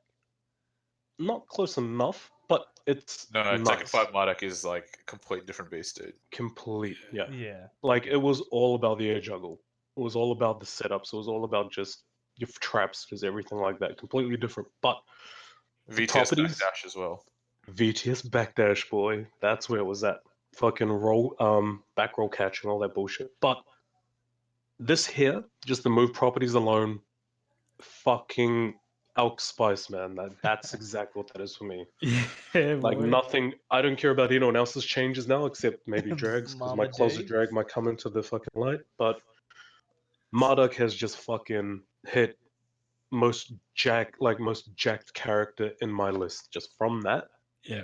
I can't wait to see what the pro Marduks can do with this shit, because it's going to be exciting for me to watch. And if anyone does like watching Marduk, which I don't think Marduk has hit Geese level yet or Akuma level yet, but I think it's going to make it a bit more fun to watch, because the most Gumby moves are going to start coming out. People just go, what the fuck? It'll be interesting. So overall, if you're in Marduk main now, you fucking should start learning how to play Marduk. That's 'cause it, man. It's just gotten good. If you're in a Brian main, you better pick up Brian. If you're in a drag main, the fuck are you doing? You better become a drag main. But there's still more to come, because Zafina and Leroy are probably going to fuck all that up completely. Yeah, that'll be interesting to see where they sit. Yeah. I'm not going to go with Steve, because I like Steve and all, I love to play him, but since the return of Marduk, I've sort of shifted. So now I'm just Nice. like, yeah, Steve, whatever, man. Play him, Yeah. but Marduk's my jam at the moment. It's too much fun, man. I don't even know how to play that character, but he's fucking. I only spam down back 2 and up forward 4, and then it's like I'm having so much fun. Nobody else is. It's so good. I was Yeah, gonna it is. say, dude, alright, I'll give you a quick story. Quick story. Quick So, story. Yeah, man. Story, Quick yeah, story. dude, can All barely right. even speak. So, I didn't look at the patch notes for like 10 minutes until like they came up. But in between that, I got an at from Shani in a Discord, and it was saying, ha ha ha, suck shit. And then I was like, alright, No context at all. alright, what's this about? So I better open up the patch notes. And then, look, I don't know what this is, but Yeah. down back 3 from King, Yeah. I don't think is going to be a counter hit launcher anymore. Yeah, I don't think it is. And then I was like, Wait, they nerfed it? well, okay. Oh. So It's unclear. It's unclear. it's Yeah. unclear. Unless I can do like a perfect electric after it, I don't think it's going to be a counter hit launcher. Yeah. But I don't think it's as like me personally, I'm an online idiot. So like that move's fucking elk spice. Mm. Yeah. But I think like the other changes he got were too good. The most notable one for me, besides like one having more fucking range on it, dude, I'm jab giant swing fucking my way to Tekken God Prime, dude. That's all I do, man. Yeah. Boy, it's coming. 2-1 being +7 is really fucking good. Like Bro, that it's huge. that shit, like especially with a character that has, you know, scary throws and 10 frame throws. Yeah. That shit's massive. Yeah. 1+2 Too bad 1. throws suck in this game though. Nah. Kings is still No, great, Kings man. is doing Throws alright. suck in this game. Compared to old games, yes, but Yeah. King's gonna have a good time with +7. 1+2 1 head spinner being fucking wall spot. That was pretty big Yeah. as well. That was That's huge. awesome. His Oh, wall yeah. game is even scarier somehow. I don't think King needed all of that, but damn, yeah. Forward 2 down 1, increase the range of the attack. That looks like it's the forward 2 is probably going to have the same range. If they gave that more range, that'd be. I'll Yeah, admit it. it's just the second hit. Yeah, I was gonna say otherwise that'd be fucking absurd. So what do you think this one? Because when I read this one, I was trying to contemplate what this means, or like why would they bother to do this? And I was thinking, when you're facing the opponent head on, you can't use forward 2 down 1 and the last hit as a wall carry. Like the second hit seems to whiff. Yeah. Have you noticed that? Yeah. Do you think this is to rectify that, or is there some other utility That's that what you're I aware think of? it is. And especially because of back 2-1, the new tailspin. I think they're trying to do that to compensate for the new combos he gets off that. Because I think from what people have seen, the combos are going to be pretty different for King. So I think it's going to try and rectify the wall carrier. Because from what I understand, I don't think the down 1 whiffed or could be fucked around with. Like, people can... it never had a range problem, the down 1 part. So, yeah, I think that's just purely for combos. That'd be cool. Yeah, that'll be really good. Like, interesting. The biggest thing to me is back 2-1 and the one after it. That's fucking huge. Yeah. So back 2-1 is going to be like, new tailspin move. Back 2's got more range, so it's going to be really good. That move's already absurdly good. Now that 4 already goes into the angle slam, so that shit's pretty fucking good. 50-50. Yeah. How fast does that move that come ankle out? slam is so good. Wait, what? Back 2-4. Back 2. No, just back 2. I think How back 2 fast is does it like come out? 13 or 14, if I'm not mistaken. What the fuck? Are you serious? I think it's pretty quick. What? Isn't 14 frame Punisher? No, No, maybe it's not. not a natural combo. Well, No. actually, we'll back 2-1. Who knows? Is that going to be a natural combo? Yeah, no one knows it. Oh, Yeah, it it's is 14 frames. It is 14, yeah. Yeah. Wow, that's sick. Fuck. Back okay. 2-1 might wall splat as well. Oh shit. Oof. Okay, so yeah, King's pretty... Dude, I reckon this is the best one. Forward 4, neutral 2. Yeah, this is sick. Dude, This is sick. Is no longer launchable. It went from -15 No, you to can still -4. launch it. Or Kazuya Just can. depending on your character. Yeah. No, Kazuya, Eddie, Josie, Akuma. So all the No, shit no. characters. Not Eddie. Yeah, wait. Oh, yeah, because Recover's it's low. low. True. Yeah. True. But yeah, it's still like... It makes it safer, but Mhm. it's +1 now. Like that shit's super good. Yeah. Um, Yeah. the thing that I reckon's really good about this as well is it makes it like way more encouraging to go for that move. And I Mhm. think it's way scarier to do the dick punch or the forward one. Like I think the getting in way of doing that is like way scarier than you can take away down back 3 if you really want. Yeah. And as well, even about down back 3 is if it's just a really plus down back 3, it's like pretty much like I'm thinking guaranteed throw mix up. Like Well, yeah, because here's the thing, right? Down back 3, they haven't said anything about what it is on block, so it's still going to be launch on block, which yeah, means Yeah. maybe like it. You never know. It might be a buff. yeah. Because Well, that's at the it. moment after down back 3, everyone pretty much does while standing 2-2. It's like stock standard. Yeah, Maybe they change it in a way where you still get a launch, but a more a more beefier optimal. launch. Yeah. Yeah, beefier one. That'd be sick. Well, that's it. Like I'm only purely going off. It seems whack. Like it's kind of usually when it says opponent's animation changed. Mm, That's where I'm like, more than likely, it probably will be, but like, yeah. it could be anything at that point. They haven't straight Hope up for the said. best. Sorry, what is Yeah, it? Yeah, hope for the best. Expect the worst. exactly. But what would be more optimal than while standing 2-2? Like, You can do down forward. What is it? Down forward 4-3 jab forward 1, and then do running jag bomb.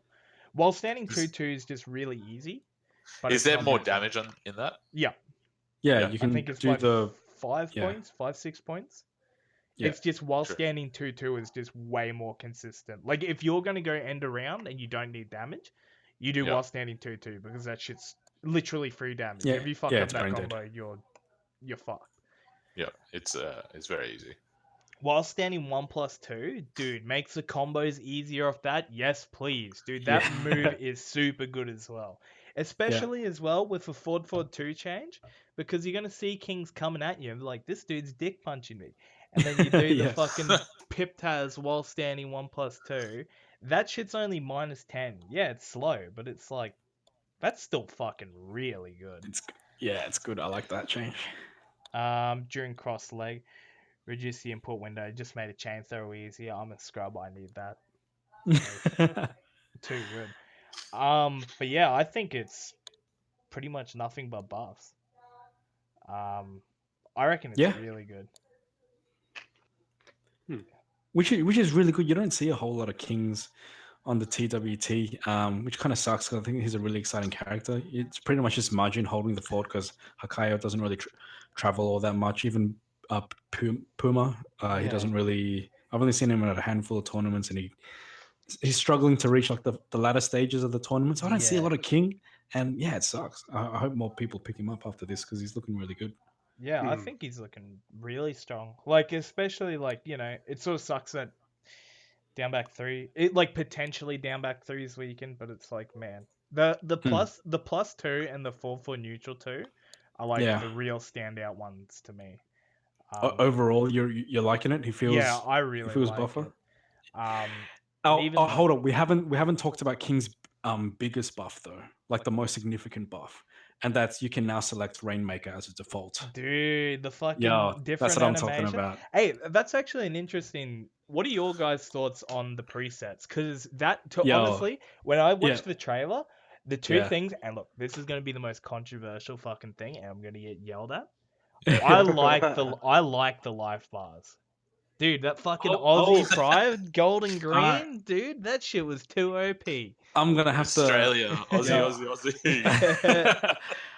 Man, yeah, I hate him. I mean, you called it. You knew I was gonna disagree with you. I fucking hate him. Hurting, dude. What? They look. And I'm a New Zealander. Fuck. Yeah, hot garbage. Dude, as soon as I saw him, I'm like, this is gonna piss so many people off. Like, and I'm like, but I Australian loved it. motherfuckers. I like loved it, dude. Yeah. It was like everyone was like, after the trailer, all Twitter was full of is like, dude, have you seen this shit? The funniest thing is Alchemist put up like this huge thing about season 3, and then it was a separate post, and it's like, but dude, seriously, fuck those life bars. I'm like, I was like, that's how I knew this was like a huge thing. But I like what Moose Lord said here. Dude, I love pineapples. yeah, Yes, mate. Fucking Dude. yes. Shouts to There we Derek go. the Pineapple Man. He's holding down the Yeah. fort on the graphics Oh, team there's like at I don't Vamco. know, but the fact that you get more presets is going to be really, really good for the spectators when it comes to watching these TWT events. 100%. I mean, it's not just P1 and P2 anymore. They can enjoy a lot more different aesthetic looks to the characters, which is, I mean, I've only got good things to say about that. I'm really happy Yeah, about that. I'm indifferent. I'm You like, don't yeah, like it? that's the biggest change the game needed. No. Well, I mean, like, yeah, for me, I only use Kazumi's P2 like costume anyway.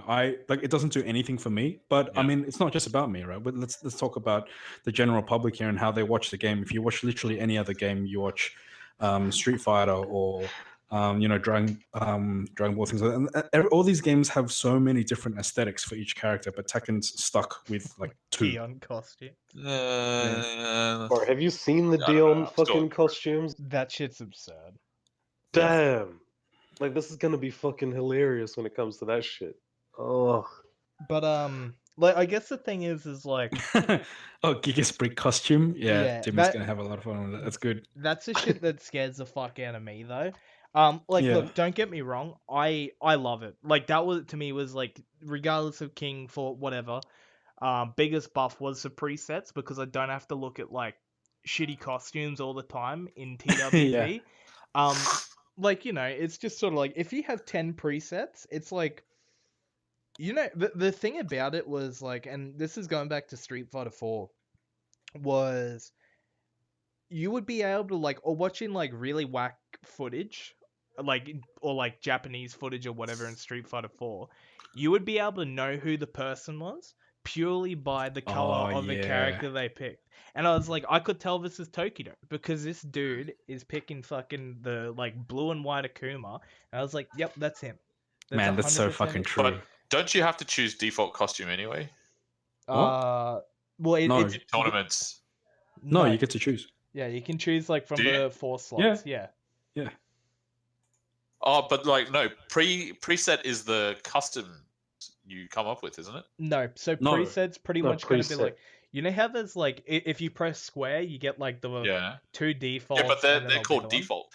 Yeah, but Yeah, it's those going are to Yeah, be it's like all defaults. it's default, and then it's like a line of 10 costumes that Yeah. are just like they're items in the game. Like, so you know how there's like costume A or whatever for a character. There's a king one where he's got like the red pants and the red mask and shit like that. Yeah, these are going to be defaults. They're going to be made default, and Rainmaker and all those ones that give you like different rage arts So will be yeah. default. Now when you pick Uh, Brian, you get his T7P1, T7P2, and the two T5 costumes. Yeah. Now instead of having those 4, you're going to have like 8 of them as defaults, so you can pick them in tournament. Are you sure? Yes, I'm sure. Yes. Or Haven't I you would, seen the I trailer? would say 90%. Yeah, but it says preset, which is like your own customization. No. Right? No, so no. it says default 1, default 2, preset 1, preset 2. No, these are going to be available. It's already confirmed on Twitter. These are going to be. You can pick them for tournament. Yeah, it's Oh, just going to okay. be like Yeah. stock standard in the game.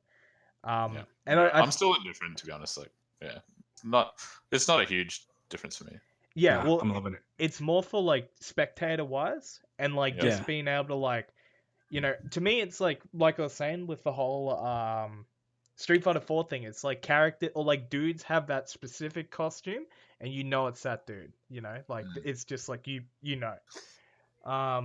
But I just think it's nicer, gives people something to look at anyway. Mate, if people want something to fucking look at, you go and follow my damn stream and I'll whip out the fucking the Johnny Bravo Marduk, the fucking Marduk spears, the fucking all the good shit. The bloody I did Killer of Brokeback Harada. Mountain Armor King, the Brokeback fucking the party guy fucking Steve. I got all that shit. Dude, don't That's worry. when you watch shit. It's Love these preset bullshit. I did hear that they were going to be default. They were going to be the presets. They were inspired by Yeah, but I Tekken's couldn't sign those rights off. So it was just Damn. my freedoms on how to, artistically add my flair to the. I don't know. The scariest one though is like the Jack. The most glaring one to me is like I love King's Rainmaker, but like it gives you the rage art properties, which is like it's genuinely a nerf. yeah. So you would never pick it. Like the Oki get off Rainmaker is like trash compared to the other one. Correct. Yeah. And then as well as like Jack in the full rock costume, I'm fucking terrified of that shit. When Yeah, a it sounds Jack- like a lot of people in chat are sort of worried about those Gigas and Jack costumes as well. Yeah, for sure. That Jack one is pretty freaky though, because it does mask the right hand depending on which side, or the left. Yeah. And the right is always the more scary one that I used to worry about. Because of the down forward 2+4 grab. Yes, Yeah. that too. But it was just always the way that Jack would be standing. Yeah. That right was just like, fuck, I didn't even see it coming. Yeah. So it was I personally was just a bit fucking annoyed at some of those, but I learned to get around it. But no, yeah, I don't know about how everyone else feels, but I'm just gonna be a hater on that Jack costume with the reload. We'll see. For me personally, only one custom in the game, literally only one custom in the game has ever bothered me, and it was this customization that would make the flashes from Yoshimitsu's sword invisible. Yeah. So when he did his sword sweep, you couldn't tell. Oh, I mean, I couldn't tell it was coming. That's literally the only custom I've ever had a problem with. People complain about these big truck wheels on Jack. I'm like, no, I can't. It's fine. Those ones don't bother me so much. That shit's so whack. The big truck wheels on Jack. I was gonna say, what do you guys think about like the top stats sort of thing? Because look, I don't like it. Dude, I don't like it either. I'm gonna counterpoint. As a king main, dude, Yeah. have you seen the memes of that shit where it's like throw breaking. it's like throw breaking F plus and it's like King's eyes like gone into the fucking Gone like, red, yeah. dude, that shit's too OP, man. But you know, I don't think it's But- necessary. I'd rather find out for myself. Correct. So that's why I don't like it. Yeah, it's the same reason. Yeah, people I get don't lazy want on someone it. to tell me Like, how does this about person my play? opponent. Like, let I'd rather me find out. figure it out. Yeah, Yeah, fair enough. it's part of the fun, man. It was part of the Download game, complete. Yeah, just download whoever it is on the Yeah, now live it's stream. reading complete. Yeah. It's something fun for casual players. It's not for like us. Yeah, I can see that. Yeah. But Unless it's inaccurate. yeah, I do. That would be hilarious. It will probably be inaccurate. At least we'll finally get to the bottom of King players break throws, and the answer is no. We all know the answer. It's gonna. Dude, I say I'm like, I can't wait for those idiots who have like F plus throw breaking, and then come fucking tomorrow, I'm gonna be the idiot with F plus throw breaking. It's like fuck. It's like, yeah, some of those stats you don't want to know about yourself. You might think, oh yeah, I'm pretty good at this or that, and then the game's just like, no, you're not. You suck. D. Yeah, I'm not looking for Yeah, it's like probably my biggest hate on this whole fucking season 3 debacle is the stats part. I'm just like, damn, I'm gonna be unmasked at every fucking online game now. Fucking have to buff my tackle percentages, my throw breaks, just fucking everything. just buff 3 stats and you're good to go. It should be fine. So it does best threes, be like, all right, giant swings. There we go. Fucking giant swings with Marduk. There we go. Because I don't know how many played my Marduk online, Yes. but I know full circle forward 1 is like the best giant swing ever. You do anything with Marduk, 2-1 giant swing, fucking down 1 giant swing, down 2-4 giant swing. It lands every damn time. Every fucking time it just lands. It's the It's classic. just guaranteed. It's like the classic T5 setup I used to use on Zazob and all the other guys back home. Yeah. And I haven't stopped using it since then. Now with that shit, I'm like, oh man. Maybe it'll tell me that I'm a throw spam. I don't know. Like, it's gonna be great. Tenacity is hop kicking while at -9. Yeah, you sort of. Oh, bad man, the best. Off Field's actually asking what tenacity is. It's probably going to be your ability to come back. Yeah. So the more great rounds you hit or comebacks you hit will probably improve tenacity. It's another. I suppose your clutch. I would say. Would you guys agree with that? That's sort of how I read it. Yeah. It's sort of how's your clutch? I've sort of thought it might be the same. The counterpoint, like, because I don't particularly like it, but I like to explore the idea of like why it could be good for new players. Is if you can look at your stats and go like, all right, this is where I'm sucking at, that's Then you I- can plug early on the people instead of waiting 2 rounds. Roger, Yeah. there we go. That's No. fair, but I think displaying it before a match is Yeah, different. no, I agree. I'm talking more about the so you can go into like the player stats menu, like it's a different setting, like under options I think it is. And then Yeah. you can like look at that and then you can see your highest win rate on like stages. Mine's gonna be 100% Forgotten Realm. Yeah. Nothing else has changed. It's King like- Main's all going to be 100% Yeah, on it's- Forgotten Realm. But yeah, it's gonna Dude, be good. Like... T7 beta.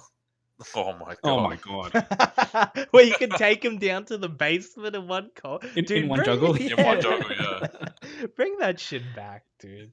Yeah. I was gonna say before, like, wrapping up on the old patch notes thing, who do you guys think the most buff is? And then what were the categories again, Willis? You had a better name Yep. from them. So let's go through Alright. them. Start with one, and we'll go Alright, through. so them. firstly, most shafted. So who got most- nerfed the most? Yeah. Who got nerfed the Logic. hardest? Yeah. Geese, easily. Geese, yeah. All right. Was it fucking Geese or destroyed. Katarina? Is Nah, it Geese or Geese. Katarina? Nah, Geese got Geese. absolutely destroyed. I was gonna Like, yeah, Okay, because I didn't I get was that looking far. 'cause I and hate like, that what? How does he escape pressure? Bro, those Pakistani players like sweating right now. Parry, like, we man. were asked them because I guess he's got parry, but like that's pretty high commitment, you know. I was gonna In a say game like I'm gonna Tekken pull one where out high for my boy commitment- for Daniel. But it was like, so many of those changes were so warranted, especially that dick jab change. yeah. Yeah. I'm so glad that's gone. That made Well- no sense. It had no place in a Tekken game. So Well, I think that's fair, but I think removing the entire combo, think was probably a bit much. what do you mean by removing the entire combo? Right, so you could do counter hit, Oh, from the counter hit dick down jab. one to forward one, right? But why You should get that be a combo ever? Well, I mean, just give him something small. He still gets here's how I put it, right? It's Yeah. still a better dick jab than most of the cast because it's still got an inbuilt 50-50. You still go into forward 3 or forward 1. So Yeah. it's a dick jab, which is, on paper, it's a high crushing I-10 move as a panic button that can give you +1 if you go into forward 3. And if your Yeah, I opponent's like, guess. oh, I'm going to duck, I don't want to give you +1 off your dick jab, you're going to eat the forward 1 mix up, which still goes into a combo. It's just the down 1 into the forward 1 itself won't be NCC, but it's still a dick jab with a mix up, which is better than the rest of the cast. So it's still really good. It's just I don't feel like +1 is consequential enough for someone like Geese. Geese is not. no. Geese is not he's not a character you get super afraid of when you're blocking. That's not what I mean though. A dick jab should not be +1. Do you know what I mean? That's my point. It's a panic button. Think about any other character that chooses a situation to dick jab. They acknowledge, I'm putting myself on -5 because I can't deal with this pressure. Geese players, I can't deal with this pressure, better get a combo. After this nerf, it's better get +1. That's still really good. You know what I mean? I don't feel Geese is like he takes advantage of +1 enough. It's not about taking advantage of it. It's just so you're not on -5 or -6 or whatever other people's dick jabs are. It's a big difference.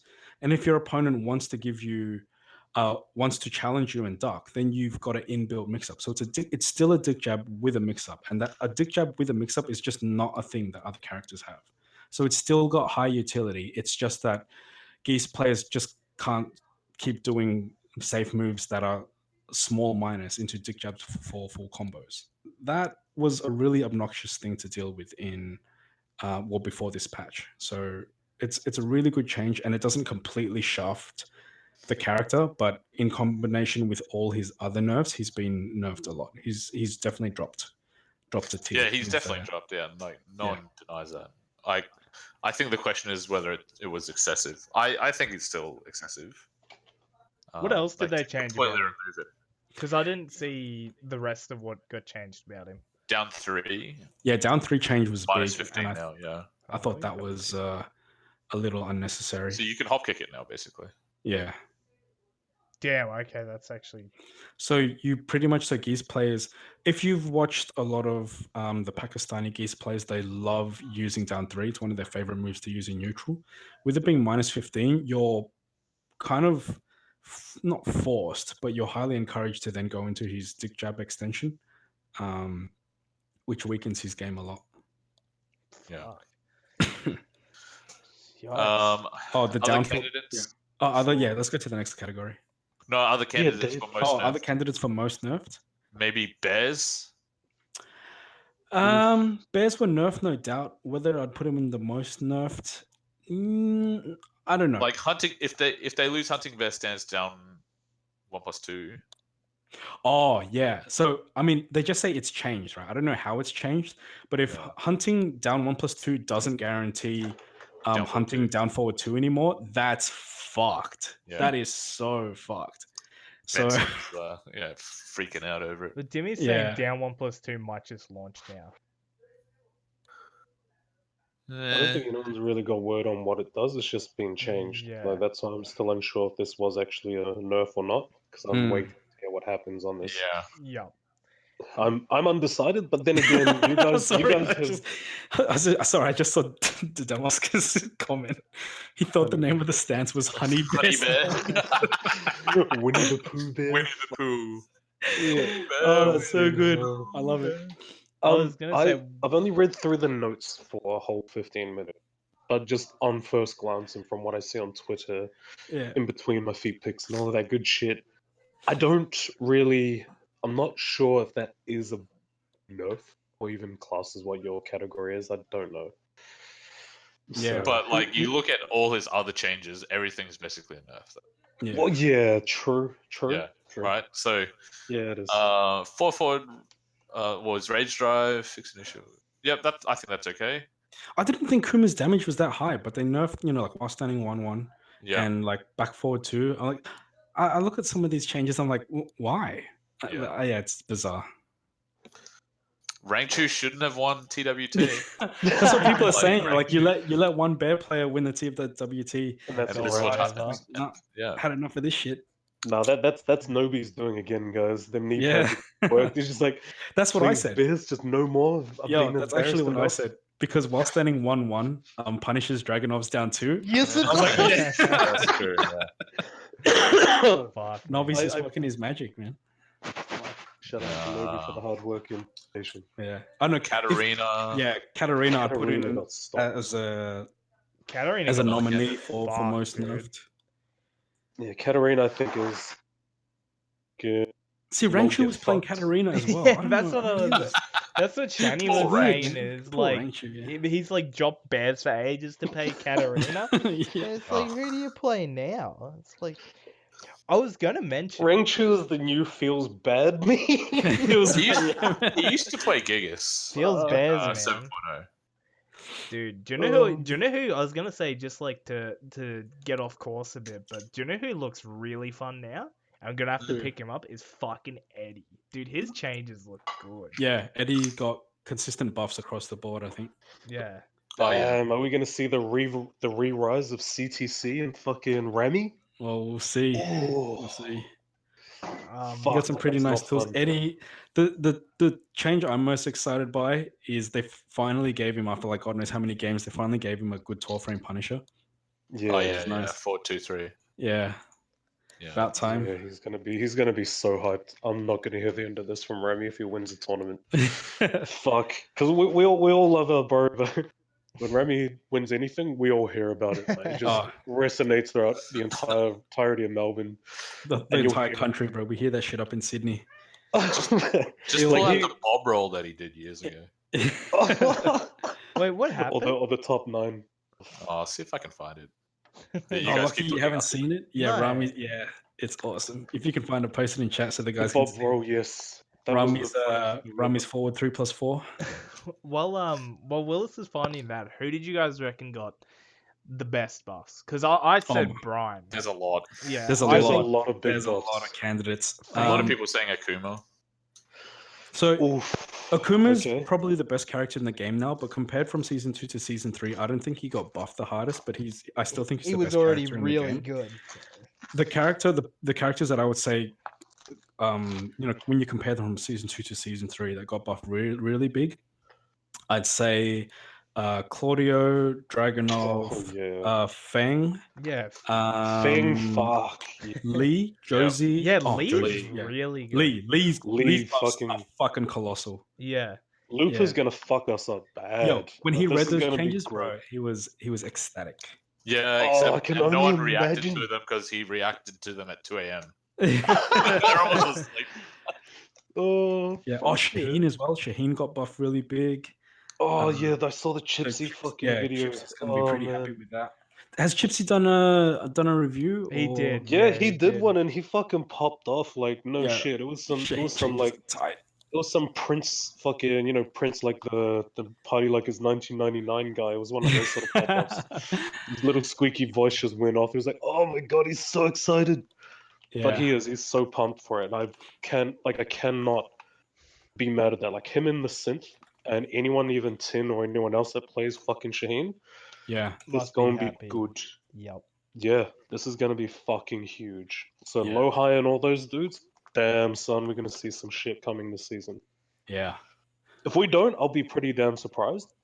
But if anything else, any other forecasts that there are of any projections, sorry, and forecasts on anyone, it has to be the fact that with these changes, no one should be mad at how any character gets into top 8 or top 4 or top 1.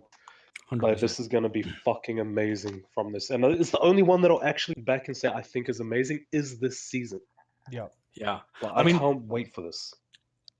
a lot of characters got huge buffs, so we'll see how, I mean, the meta, if you can call it that, really elevates. But at face value, season 3 does run the risk of being the age of Akuma, but we'll see. The Age of Akuma. I'm scared. Man, those of that. yeah. I'm scared. This is of gonna that. be fun. Akuma's like my least like. The I character actually- I hate to like watch him. I hate. I seeing laughed. I laughed so hard in the chat when we were eagerly waiting these notes. Eli finally posted a link. We all rush in there, taking a read, seeing what's going on, checking out main characters. I scrolled to Akuma and I just laughed so hard because the best character in the game, well, the character that I think is the best character in the game in season 2, got buffed, and I just laughed my ass off. I was like, "You've got to be fucking kidding me!" Yeah. So we'll see. I'm pretty shocked at it, to be blunt, because even though there wasn't much Akuma coverage, let's be honest, Mm. it still shouldn't have been enough to not warrant any form of change. Like even just a small one, just a small one.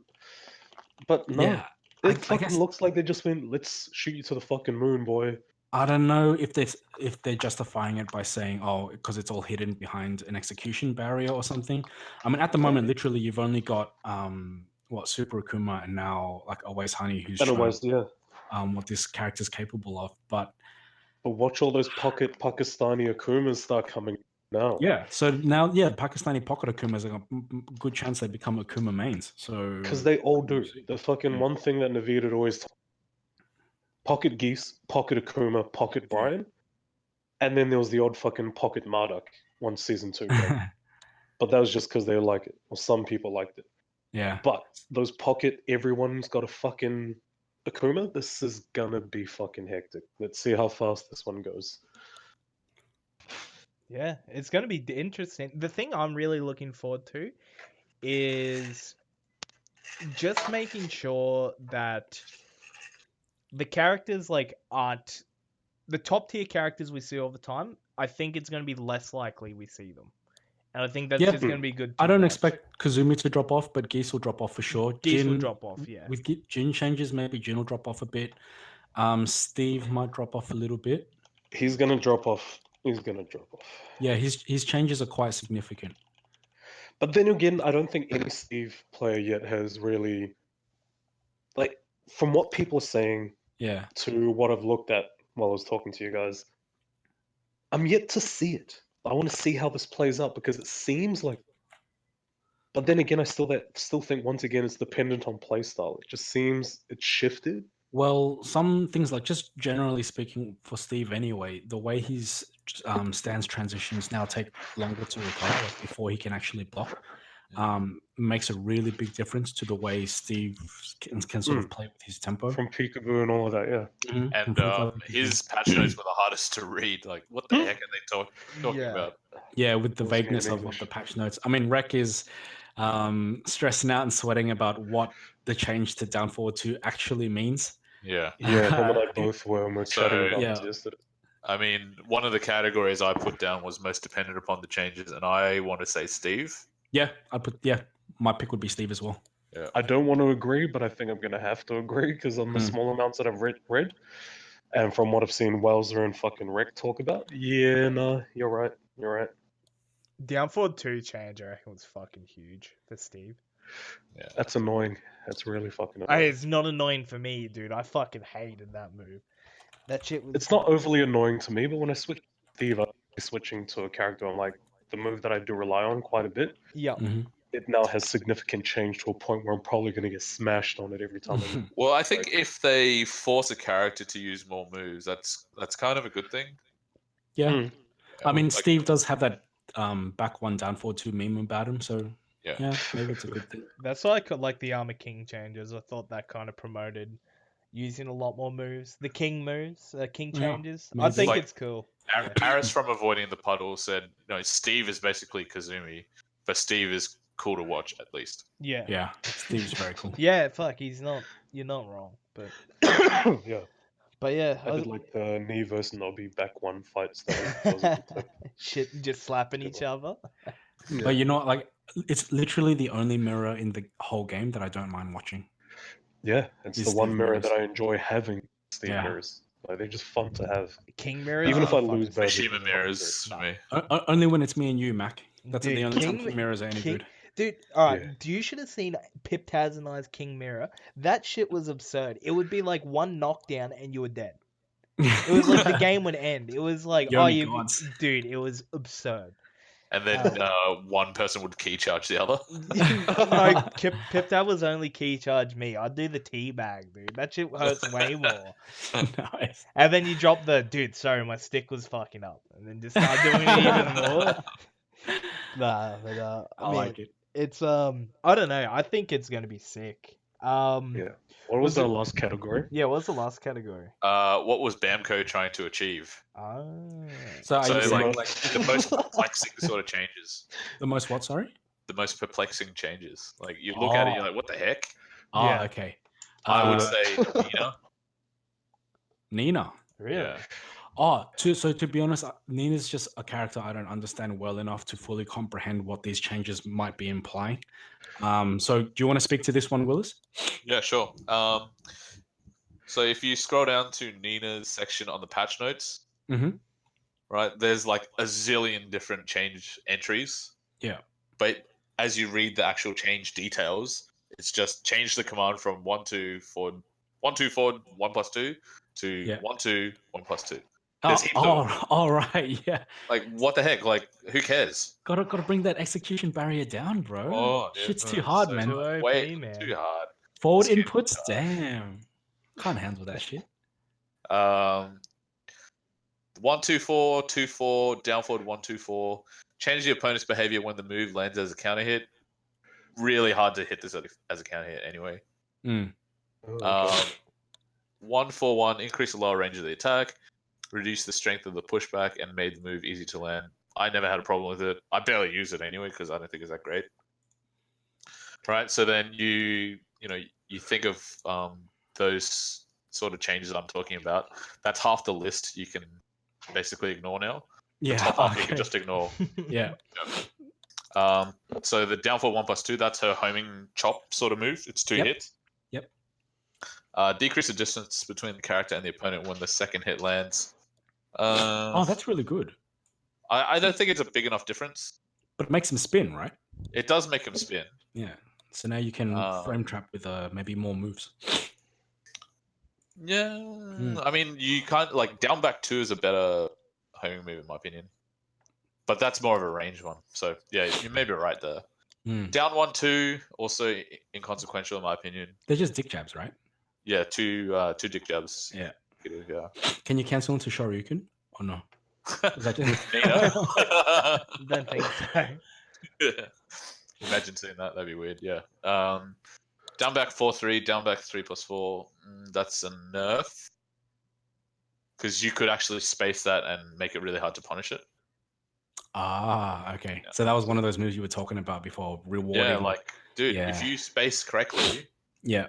you can get away with stuff. So I'd like to reward that. Mm. And people's, like, the counter argument is, well, that makes it a bit unfair. Yes, true, but It also makes it riskier. Yeah. Back 2/2, that's cool. Extra 2 damage. That's a 14 frame punish, right? 12 frame. Back 2/2 is 12? Yep. Jesus, Oh, fuck. really? Yeah, Okay. so it's 3 highs. You can cancel the last hit. Counter hit combo if the Fuck first me, one dude. hits. That is pretty sick. Yeah. How much damage is it? 26. That's pretty good. Yeah. Oh, so now it's going to be 28. Damn, Yes. that's nice. Quarter circle forward 4-2-3. I don't really care about this change. There was never a problem with that, in my opinion. Running 3-4. So that's probably going to be a new combo ender. I'm not sure what it does because I haven't seen it. Yeah, fair enough. I don't know if anyone in the chat has seen it and can tell us what this move is because I haven't seen it either. Yeah. So it's Running pretty... 1+2. Sorry, yeah, go Lucky. No, I was just saying. So like, this is the sort of category for like, where you don't understand what's like going on, sort of thing. Like what they were trying to achieve with the buffs. Yeah, like if you clicked and highlighted the list of moves that you're like, what the heck? Why did you change these things? Yep. You could include from 1-4 all the way to down 1-2. Okay. Yeah. Oh, Demi's saying it's the same as Julius while running 2-1. So it's a wall carry. So post spin wall carry, that's going to be really reliable. Oh, that's pretty good. Running 1+2. That's kind of good. It pushes back less. It's plus on block, right? Yes. Yeah. So any move that's plus, I think that leaves you closer is always going to be a good thing. Yeah. So I think we're pretty much in agreement then. Fucking, just takes the cake with the what the fuck Bandai. Well, mine was Miguel, but then Dave explained it, and I was like, okay, it just kills Phil more than anything. So, I was gonna. Sorry, did you have anything? No, go on. No, I was just gonna say, Downback 2's posting Daniel's status from. Yeah, that's gonna be a juicy read. Yeah. I look forward to reading that. I was gonna say, would you guys like to start with that fucking juicy talk about that fucking can of worms? I don't have enough. I don't have much to add with Nina anyway. So like, the rest of the changes I think are inconsequential. Yeah. Yeah.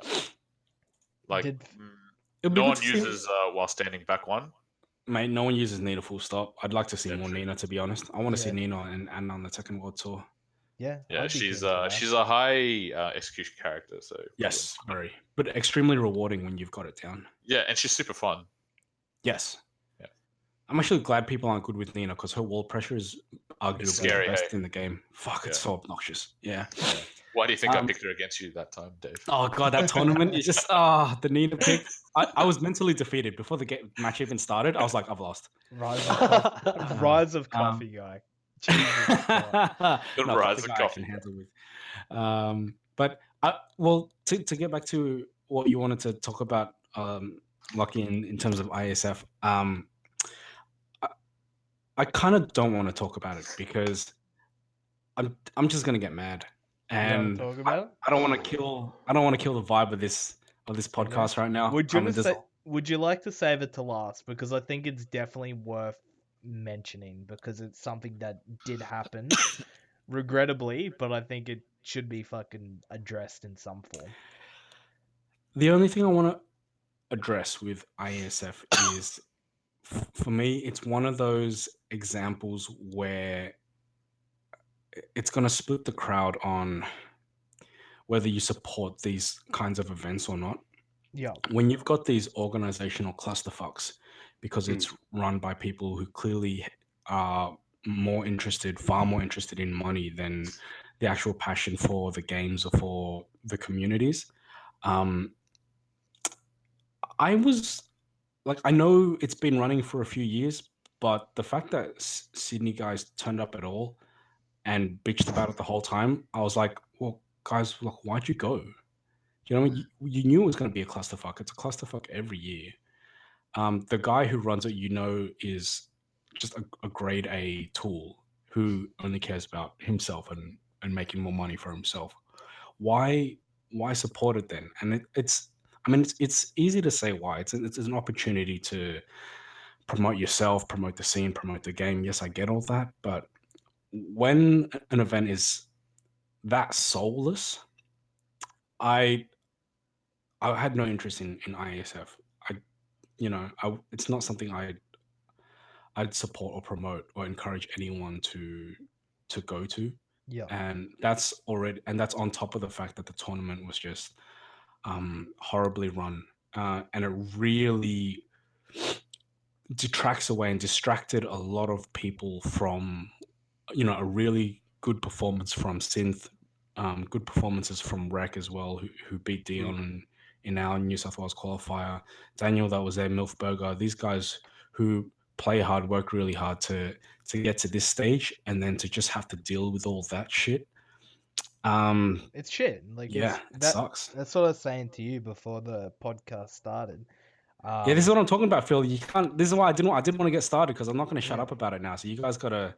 I don't know. You guys go, because I can go on about this for too long, and I'm just so upset about the way this weekend turned out. I'm reading Dan's tweet longer right now, so I'll just be silent for now. Yeah. So I'm gonna get the whole picture first.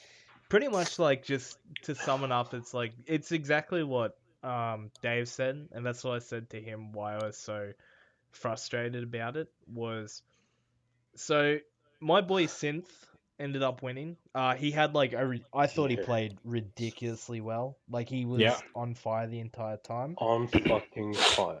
And the thing that frustrates me about it is that instead of people having to talk about, fuck, dude, Synth played angry, majority of it is just, this was really shit and it looked bad for the FGC. And, you know, especially for him who just came back to Australia and has been really keen for it, it's just sort of like, it's taken away from it. And that's sort of the shitty thing about it.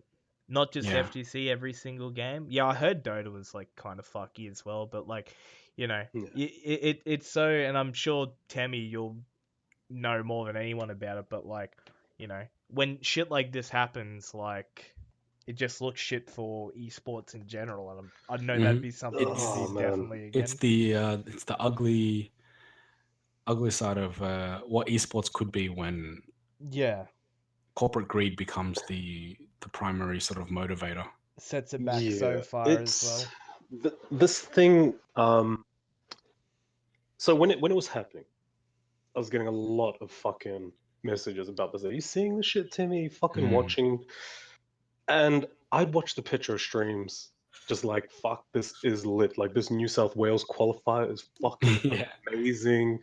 Like, it was just fire on all fronts. I was hyped. And forgive me, because and so I'll give you my history on this ISF shit. The first one I ever saw was when I went to my very first OHN, where I ever met Lazy Dave and his lovely wife and everyone else that I got to meet at OHN, was when I ever heard of ISF. Yep. That was when it was go back Brown Man, go back Chandian White, go back Teme Flaps. Yeah. And we came to OHN. And we were busy roasting fucking Cute Guy like you would not believe, because of how bad those videos were that came out of it. Because we never knew, but they posted them up. Yeah. And we saw they were laughing hard, like, oh man, what is this cheesy shit? Like, you got like Jabu, fucking hats off and like mad claps for that, bro, because he fucking held it down. Like, he did the full on Brahmin, like, stay hydrated, I'm bringing the heat sort of thing, and he embraced that. And it just looked totally out of character for Tin and everyone else involved from the States. I was like, okay, cool, cheesy, but you know, esports is on the rise, fucking awesome. And then the feedback on everything was just like, man, this is shit, this is that. And I was like, okay, that's one side of it. And that's all I knew. Then Jabu won again, and all this other stuff. Like, I think Jabu won twice, or Jabu won once. Yeah, Jabu. Two years in a row, I think. Yeah, and that was, I think, the second one is when I met everyone. So that was the BAM or the OHN that I'd gone to, and so that's all I knew was Jabu and Dion representing. Those are the only two that I've actually seen. When it came down to this one that just came up, I didn't know what to expect. Like, I'd said it about the whole New South Wales qualifier. I did not know what to expect about the Dion game, but the whole qualifiers on the whole was what I was just like, the fuck am I going to expect here? I did not expect to see what I saw, and it fucking enraged me. Yeah. I was talking some smack from the whole state pride thing. All right, Victorian. I'm going to talk smack about anyone that ain't Victorian. Western Australian, fucking South Australian, fuck all your Victoria's all I care about. Joking. But in this whole OHN build-up, that's all I care about. And then when it came down to it, I'm watching this and I'm just like, man, old mate Milfburger has been on a fucking binge of no sleep to this tournament, played out of his fucking mind. Like, literally had me almost shitting my. Watching him play, I was just like, fucking king player. Then you have Synth, where I'd only played him online, and I got asked, what do you think of Synth? He's one of Brisbane's top 3. And I was like, I've only played him online. He doesn't seem that great. And I was like, if this is top 3 Brisbane, then I'm sort of a bit alarmed Harlem hasn't destroyed this dude. And then fucking I see that, and I'm just like, damn, I'm gonna chew down all those fucking Synth. Motherfucker, he is one of the greatest I've seen in a while. Don't care about all the inputs or whatever anyone else has to say, but what I witnessed of Synth playing, that should have been the talk of the town. How Daniel, both Daniels and Milfberg and all of them played should have been the talk of the town, not how fucking shit that was and how mad that made me. Watching something that is meant to help promote, whether it's League of Legends or Dota or FGC, don't care. Australia. It should have promoted Australia. All it promoted is how much we fucking hate how some people are making esports in general in Australia look because of exactly what Dave said. Yeah. Fuckheads at the top going, guys, we're gonna just put this girl here, she's gonna do this, and we're gonna have all these people to do all of this shit based on what Dan's told us in his post. We're gonna get these people to do shit where they have no fucking clue or concept, and it's gonna run smooth. Get the fuck out of here. That just literally has pissed me off to no end now. All right. So if you were to put it into a nutshell for someone who didn't follow it, like myself, how would you describe, like, one, what happened, and two, what made it super bad? Okay. In a nutshell, to put this in probably the most Teme Flaps type fucking nutshell that you'd ever want to know. Think of any situation that you could be like, for instance, okay, you're gonna go hit on a girl or a guy that you like, whatever your gender or preference. What are the worst things that could ever happen? You could stutter, you could accidentally spit your food on her while you're talking to her, you could fucking, forget that you didn't, like, you missed the patch when you shaved. Like, all the worst fucking things in the world on that date happened. Your fucking card declined when you were trying to big ball her, like, yeah, man, don't worry, I got you, babe, I got this. Next minute declined. Oh, damn, okay. Fucking you get sacked. Or just all the worst things in any scenario that could happen in one. That's what I fucking witnessed. Yeah. Choppy 10-frame fucking everything. Like, Petra and the boys having to be the saviors. Just, it was fucking bad. Yeah. Like, to And give I you an feel sorry for all example, our dudes. example, Carry on. Willis, like, sorry for cutting you off, but like, just to give you an No, example, good. like, they barely had a scoreboard. Like, when the games They were had no going, scoreboard. the game would literally, like, someone would do like a giant swing and it would cut to black for like 3 seconds. What the Audio heck? was cutting out. It was like a laundry list of things like technically going wrong with the stream. And then they also got confused at grand finals with how, exactly what Daniel just mentioned then, is they So didn't. keep in mind, not just from the way a tournament is run, not just from a spectator like point of view of how things went down, the competitors production. themselves got completely shafted. Yeah, These everyone guys did. got flight details extremely late. They got accommodation details extremely late. And in both regards, the flights and the accommodation, it was a bit sort of scraping the bottom of the barrel type stuff. While the guy who runs this shit takes first class flights all over the country to get himself to places. So that just it really rubs people the wrong way when it's so transparent how all of this is being done just to pad the pockets of the guys higher up, and our guys get completely shafted. So yeah, not just for us spectators, and yeah, the stream was shit, the production value of the coverage was shit, but for the competitors themselves, they had a horrible time. And if you read Daniel's tweet longer post, you'll get some more insight of it. He goes in a bit about the flights and what they sort of had to put up with as competitors. It was just hot garbage. And reading the flight stuff is just not cool, really. yeah. Yeah, I'm gonna have to read that. Damask. Yeah, this guy puts out a fucking Twitter post about blaming his stuff. He said, Youssef. I think I'm paraphrasing here, but it was something along the lines of maybe my curse is I keep hiring the wrong people. And mate, it's corporate knowledge fucking day one. If you smell shit everywhere you go, you look under your own shoe first. Do you know what I mean? They went out on the AISF or whatever it is Twitter and was like, yeah, this was Youssef. Yeah, I saw that. I was like, Oh, they blamed Yusuf. Yeah, it they was like, literally what? said that he called us just like, what? Like, fuck out of here. Yeah, Dude. Like, so seriously, how Yusuf bad would is not your be shit? happy.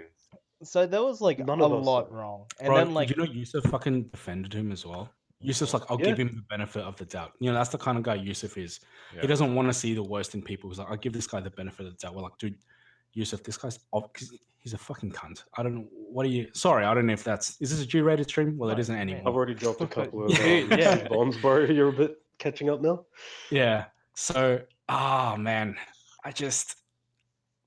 I'd never support a thing like this ever again. No, Yeah. no Yeah. chance, man. It's look, you know, the thing is, it's just like it's puts everyone in such a shit position, like, and it's just sort of like it's so annoying with the whole like, oh shit, this stuff with whatever the like money laundering or like the game fixies and stuff that just happened in esports, and then like just small shit, like it's not necessarily going to be like a huge group of things or like one big thing that does it, but it's just going to be a small build up of shitty things that could do in like what we have, and it's like, man, you know, I just want like it takes away from everything like people build up, and like that's the thing that really shits me off. It's like it just like completely ruined an event. It took away from everything, and it just sort of destroys what we have.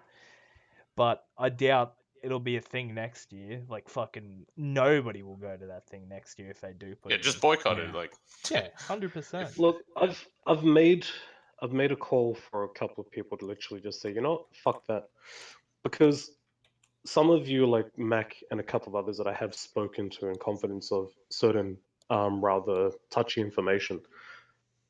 Most of these sponsors that are looking at us, the FGC, Mm. they would be looking more at why has no one from the Tekken scene turned up to this event as opposed to, oh, Tekken's not in the scene. And look, everyone has a different view, and I respect them all, regardless. But for these that we're trying to aim for, I think boycotting and voicing, or even if you don't boycott, you just voice that shit and just stand the fuck up and say, you know, you cunts are shit. Yeah. Fuck you and everything you stand for, because you've done this for what Josie said is 10 years. Fuck you guys. Enough's enough. The Tekken scene does not want this shit. You guys are shit. Everything about you is shit. Get the fuck out of here. Obviously, you know, articulated in a more sort of diplomatic way. But yeah, we want to get that message across, definitely. Base Teme. Yeah, I agree with Batman on this one. Base Teme for sure. But it's What is like based? I don't know what that means. just pretty much like a Chad man. Okay. Yeah, like it's pretty much just like it's like without like trying to make light of it. It's like it is shit, but like, you know, the thing is we do have like way better you know, stuff happening. You were at MEO, weren't you, Temi?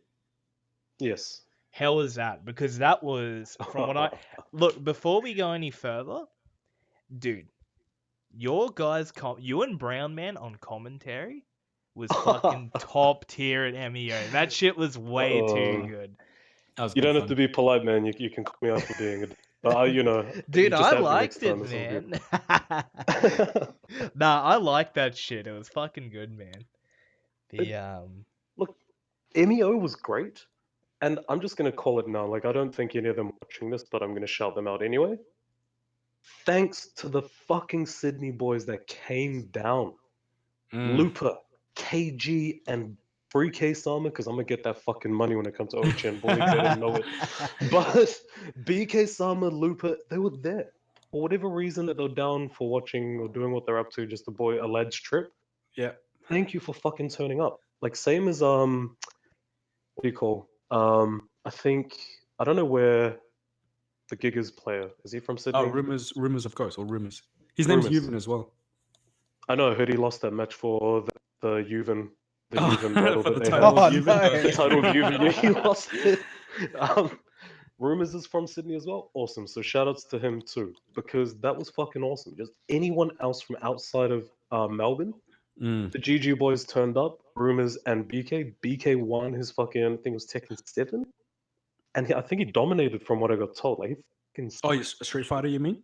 Yeah, Street Yeah. Fighter, he fucking domed everyone apparently. And that's apparently because I didn't get to see it. Yeah. I bailed pretty quick as well. But Dookie T as well, yes, I did see Dookie. I thought Dookie was Melbourne, my bad. But these guys turning up were fucking awesome. MEO was such an experience because I've never been to one. Like the first one I was meant to be at, I was drunk the night before. I woke up, I was still drunk, so I didn't go. This time around, I managed to go and fucking awesome. Like the Couch Warriors side of things, I'm a mad supporter of our boys at Couch Warrior. I'm sure most Couch people Warriors are. do They're doing excellent job, those fucking guys. They do awesome, man. excellent jobs. And this was nothing short of what we'd expect from Couch Warriors. Like everything seemed pretty damn legit. I think there was some teething issues, but I didn't understand what teething issues were happening. Yelling out Dilo, fucking Darren.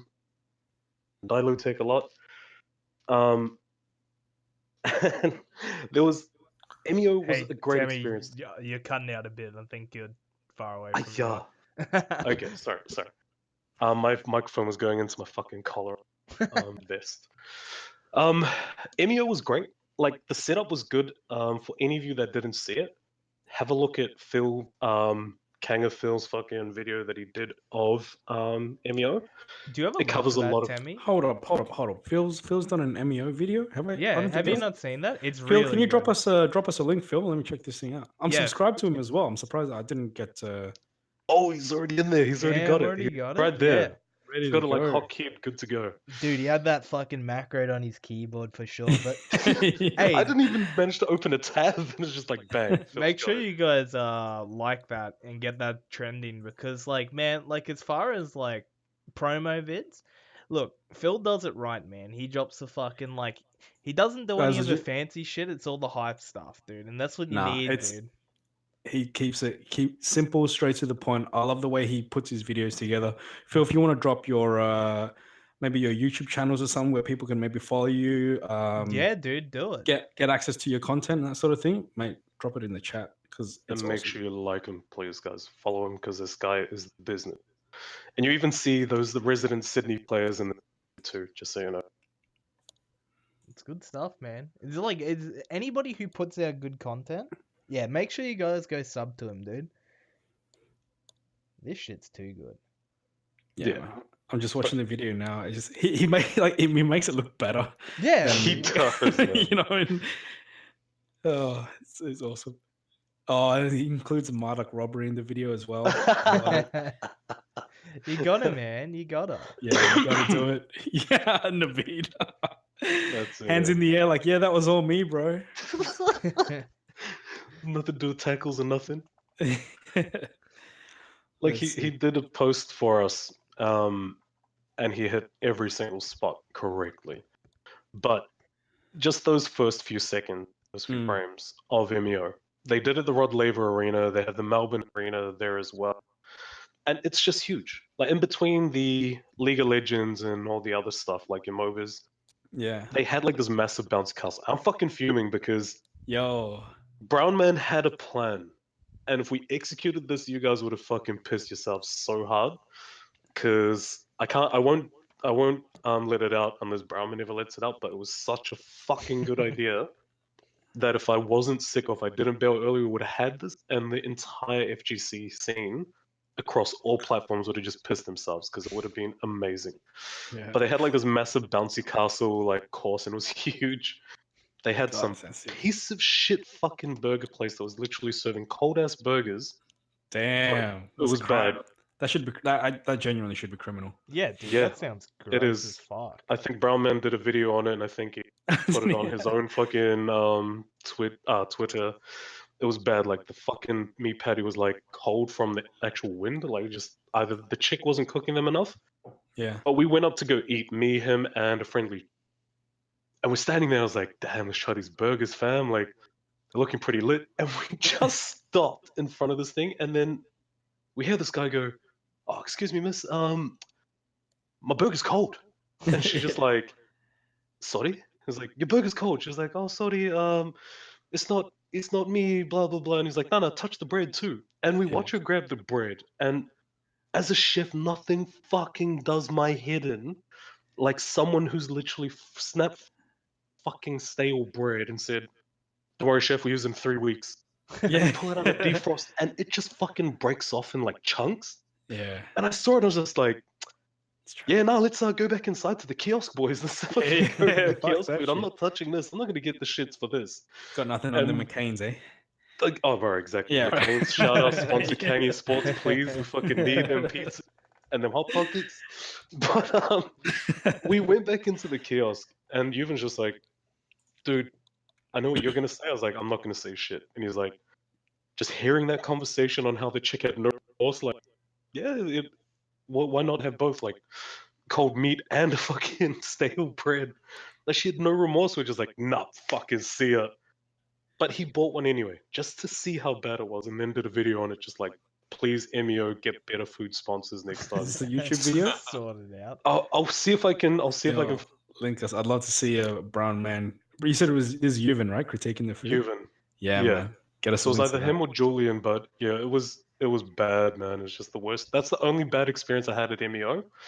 But MEO on the whole was fucking great. Like, the people that turned up, the people that made it happen, the fans, our mate at DHT, aka Delirious, bringing all the setups and becoming the fucking Kanga Esports courier, even. Bro, shout outs to Delirious for doing this. What is it called? House of Delirious? Is that what it's called? Delirious House of Tekken. Delirious House of Tekken. So all this, I mean, the stuff he's doing for the scene.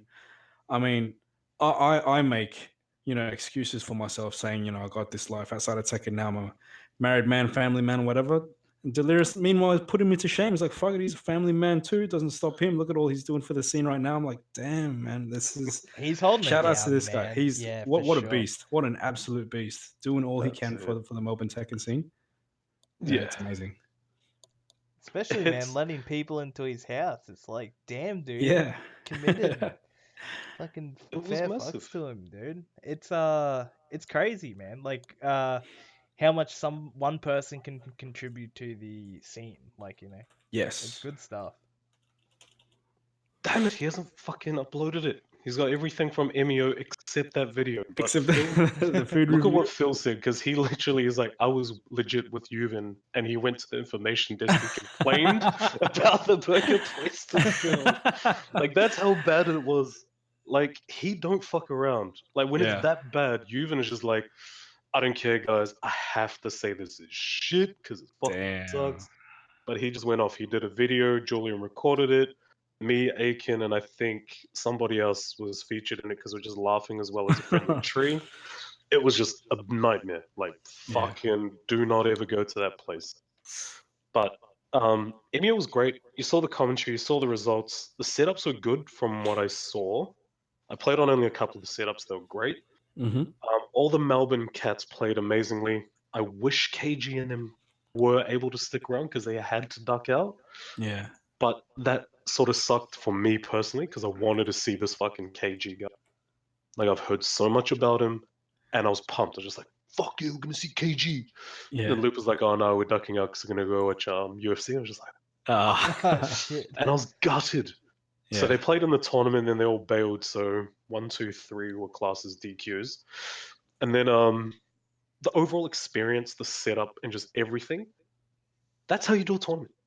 That's how you fucking run anything. If that was converted into ISF, AEL, whatever the fuck these fuckers are called, that's how you run it. At minimal cost, minimal everything. Like, the amount of money that those people spent on whatever the fuck they did in Sydney probably wasn't anywhere near as much of what Couch Warriors would have paid if they set up and did or do it on a norm. Just fuck. That is how you do shit. Couch Warriors is how you do shit. When you can see that, it hurts when you can see that contrast between things done right and things done wrong. It just, comparing now, It's just that should be the standard. That's how it should be run for FGC and most events. MEO is something that I like. It's because it's not like a sort of we have this big ass tournament, guys, come down. We got BAM, that's fine. But MEO is just a different experience again. I think the downside was because of the stadiums that were there. The security was massive. I almost got into a fucking physical altercation with one of the security guards because I was just like, bro, you need to get the Damn. fuck out of my face, sort of thing. Because he was trying to flex on me, Delirious, and Naveed. And he's like, oh, where you guys going? And I was just like, oh. And I'd accidentally said media room to one of them. And he's like, oh, you need a media pass to get to the media room. I was like, okay. So you're going to tell my production crew that they're not going to get their fucking screens or their setups, even though we're holding PS4s and shit. And I was just like, you're trying to tell me that Kanga Sports media people are not going to get their fucking screens and their setups because I don't have a set. Said the organization owner will be here at the media pass. It's fine. And he's like, but you don't have a media pass. I was like, I can be escorted down according to fucking site rules. I've worked in these types of places before. I know how it goes. Yeah. And he got real fucking aggressive. And I was like, yeah, cool, nice one. Yeah, get fucked. I looked at Naveed, and Naveed looked at me and was just like, the fuck is going on? I was like, come on, let's go. And we just kept walking through security with minimal passes. Like we had no passes, nothing. We hadn't shown shit. Yeah. But I just literally walked through and just kept telling security like, hey man, here for media room, blah blah blah. And they'd look at you like, the fuck? But the security was tight. I mean, you ain't getting in there with nothing. Like you're getting wanded, you're getting fucking touched. You had a beard, motherfucker, you're getting wanded again. You walk out for a smoke, you're getting wanded again. Like, Jesus. it was tight. Like that was some almost airport security, but the experience itself was amazing. Like everything that they had done was huge, was on a large scale, and it was good to see that that's what you can look forward to in Victoria. Yeah, like, so yeah, I mean, this we is, lose out on that. If it's successful, and it sounds like it has been, then you can expect it to just grow from here, and it'll just get better and better. So, I mean, I hope it really turns it into something really great that Melbourne can add on top of BAM, which is already fantastic. So, yeah, for sure. It's one of two other things that have come to light in Melbourne. MEO as well as our new Fortress esports thing. Yeah, that's what I was gonna very shortly. That's what I was gonna yes, bring up. this to you. is That's the main someone posted a link. What is it? Biggest esports sort of Southern venue Hemisphere. place? Yeah. Yeah. So this place is gonna have like a proper stadium or something. I actually haven't looked into it much yet. Pretty much like it's gonna have an actual like arena, like streaming pods. Like it's legit massive. Is this place? Wait, is it open already? No, they're building. Yeah, pending. Yeah.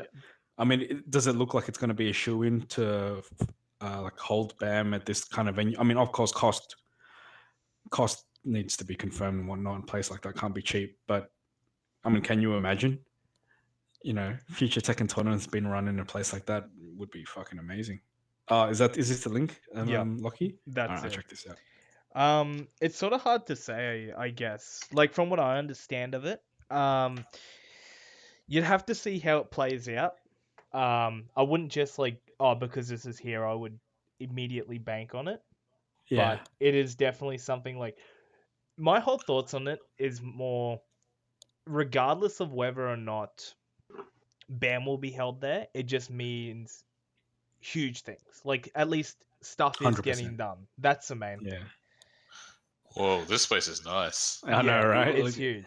See, and that's what Joski says is if it's anything like Wednesday night fights, that's the main thing is like just the local scene, and if they can secure a spot for that, it's like prime in the city. Yeah. And I just can see like if they can utilize that well, it'll be fucking huge. Yeah, it's so a lot of people I've been saying for months now. It's there's some things coming up. There's some things coming up. People are like, okay. BAM comes up and I'm like, guys, there's some fucking things coming up. And it was right there at BAM under you guys' noses. You should have had a look. Yeah, it's just going to be like this place that shut down. Me and Brownman did quite a bit of digging on guys where and who their sources were. And we got to the base of where their money's coming from. This is fucking huge.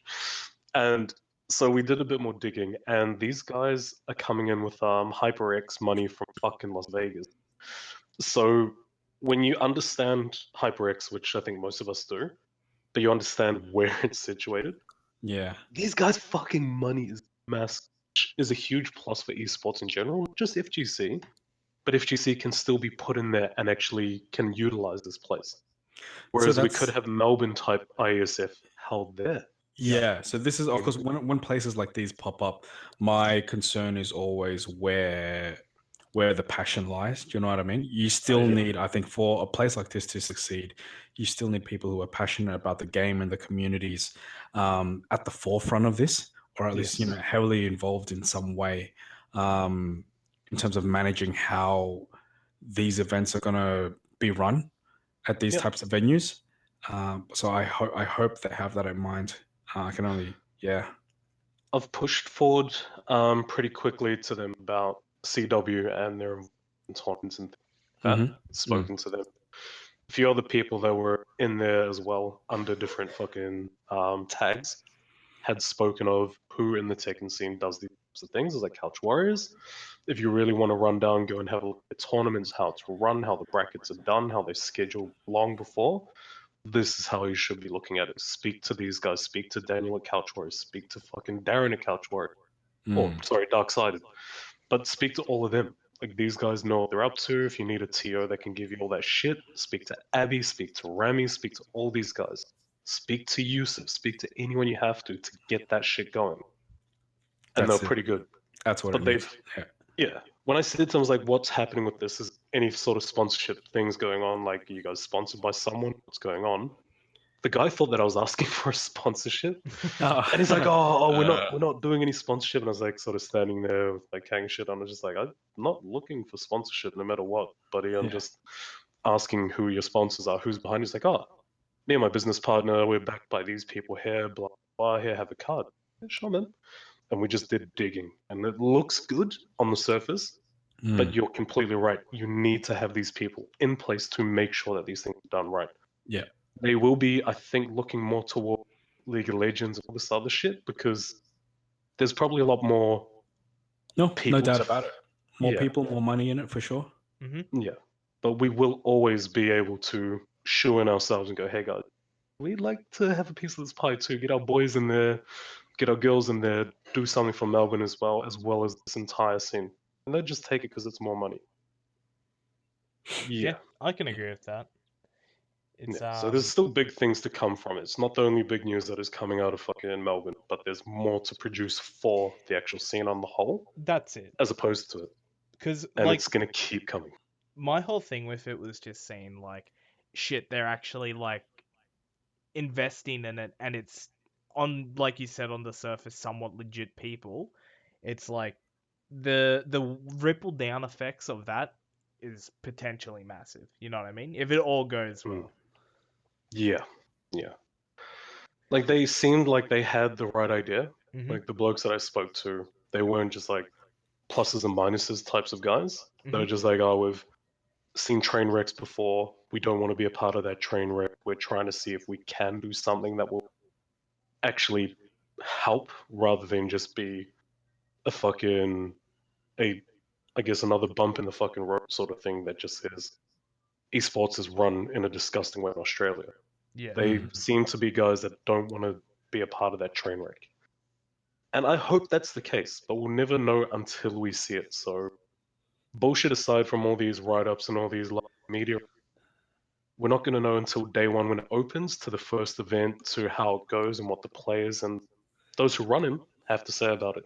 Yeah. If I see fucking ISF in there, fuck Fortress, man. I'm fucking out. I'm fucking done. Sandbagging it. Yeah, dude. So, of course, like, I think we're all approaching this with the sort of cautious optimism that's sort of healthy with this sort of thing. But I am still very hopeful that they can take off. Because, I mean, now that I've seen this venue, it looks amazing. And if, like what you're saying, Lawrence, if it's run by genuinely passionate guys about gaming, then it has all the potential to do well. Yeah, and that's all we can hope for. And that's why I always say to people is just do what Abby and all the other guys say.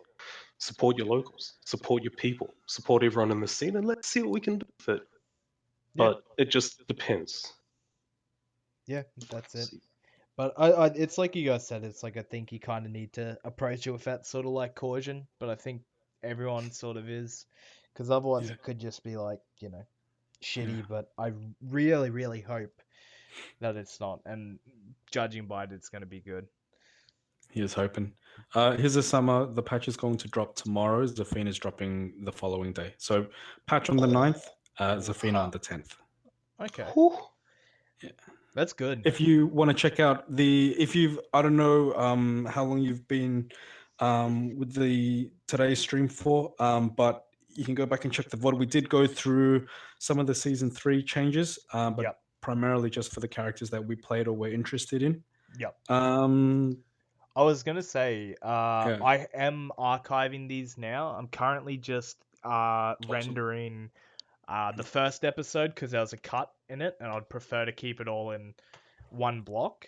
Yeah. But they'll all be put on my YouTube, which is that one. So if you guys ever want to go sick. back and watch it, they'll be put there, and I'll probably be putting more stuff on it. So Cool. definitely check that Sweet. out. But I think people are really liking this, so it's definitely like keep it coming. And I was gonna say, I think we're planning to do another one after OH and N. OHN? Yeah, that'd be a good And one. that's what I was gonna say is like, do you guys have anything coming up to OH and N you'd like to talk about? Because look, the biggest one to me is we've got a fella from Melbourne in here, and we've got a fella from Sydney in here. You guys don't want to talk shit to each other about the 10-man There's no tournament? point in talking shit because we already know that Melbourne's got this. Oh fucking- Oh, shit! yeah, I see Yeah, that. but everyone knows Oh, what's up. no! Everyone knows what's up. Like we fucking got this, boys. Like this fucking second OHN since its lovely break because of how good it was last time. And let me just say how good it was. 10 fucking clapped all your cheeks on his Holy own shit! while still drunk, motherfuckers, and he had the go back tags. Fucking A. But So, yeah, I yeah. can't wait. This is what we love about the Melbourne boys because, their delusion is really amusing and it's really entertaining. It's good value for us here in Sydney, so we always get a good kick out of it. But yeah, OHN really exciting with the lead up to it. I just want to quickly pull back to something Josky has just pointed out in the chat, Mac. I don't know if there's something this Yeah, you're the interested audio in, version. the audio only. Yeah, no, don't. I've it's already just been. like, Yeah. I'm also a big fan of that as well. Makes it much more accessible for a lot of people. Yep. Yeah, so that's going to be good. So Yeah. we will. We'll lock this one in about a podcast post OHN. Yeah. Yeah. Pretty much after OH and N. It's like I spoke to the boys about it. I pretty much like to do it whenever anything big happens. Gets heaps of stuff to talk about. And Yeah. Now, I mean, the two main things leading up to OHN that's got my attention anywhere that I'm really looking forward to is, of course, the New South Wales versus Vic 10v10 and also the Abbey versus BK match. There is a surprising amount of money on this money match. I looked at the here's spreadsheet and I was like, "What the? These cunts are fucking putting millions on this shit." It's like fucking Yeah, it's Bill got a lot Gates of is money putting riding on it. Bill Gates is putting bets on Abby and shit. I was like, dude. Hey man, we're he's- sending like multiple children to Harvard. Fucking boy, this shit is real. Oh, these guys! Melbourne is gonna be so disappointed. Everyone, they're sleeping on BK, and this. It's gonna be exciting. It's gonna be really, really good. He's bringing that sandbag tech, and we'll see how this goes. Abby's already dismissed it. Basically, I was just watching Abby's stream earlier today. He doesn't think BK's got a shot in hell. I'm loving the confidence, but we'll see what actually goes down at OHN. Now, I want to call out something here. I've got guys in saying WA wants a piece of this state versus state action. SA wants a piece of this state versus state. New Zealand wants a piece of this. Guys, OHN this year for the first time ever, and I think for the first time in the history of any FGC major that's been done in Australia, we've got a 24/7 venue. So whatever exhibition you guys want to run, fuck it, we're up for it. Yeah, dude. Yeah. It's the 24-hour venue is crazy to me. Like that shit's sick. Yeah. The only thing is you can't sleep there, but it's like No, you cannot sleep there. So it was genuinely one of the first questions I asked. Like I was genuinely curious, but I just live 5 minutes away, so it's no biggie for me. But Yusuf shot me down pretty quick. He was like, "Absolutely sleeping at me." So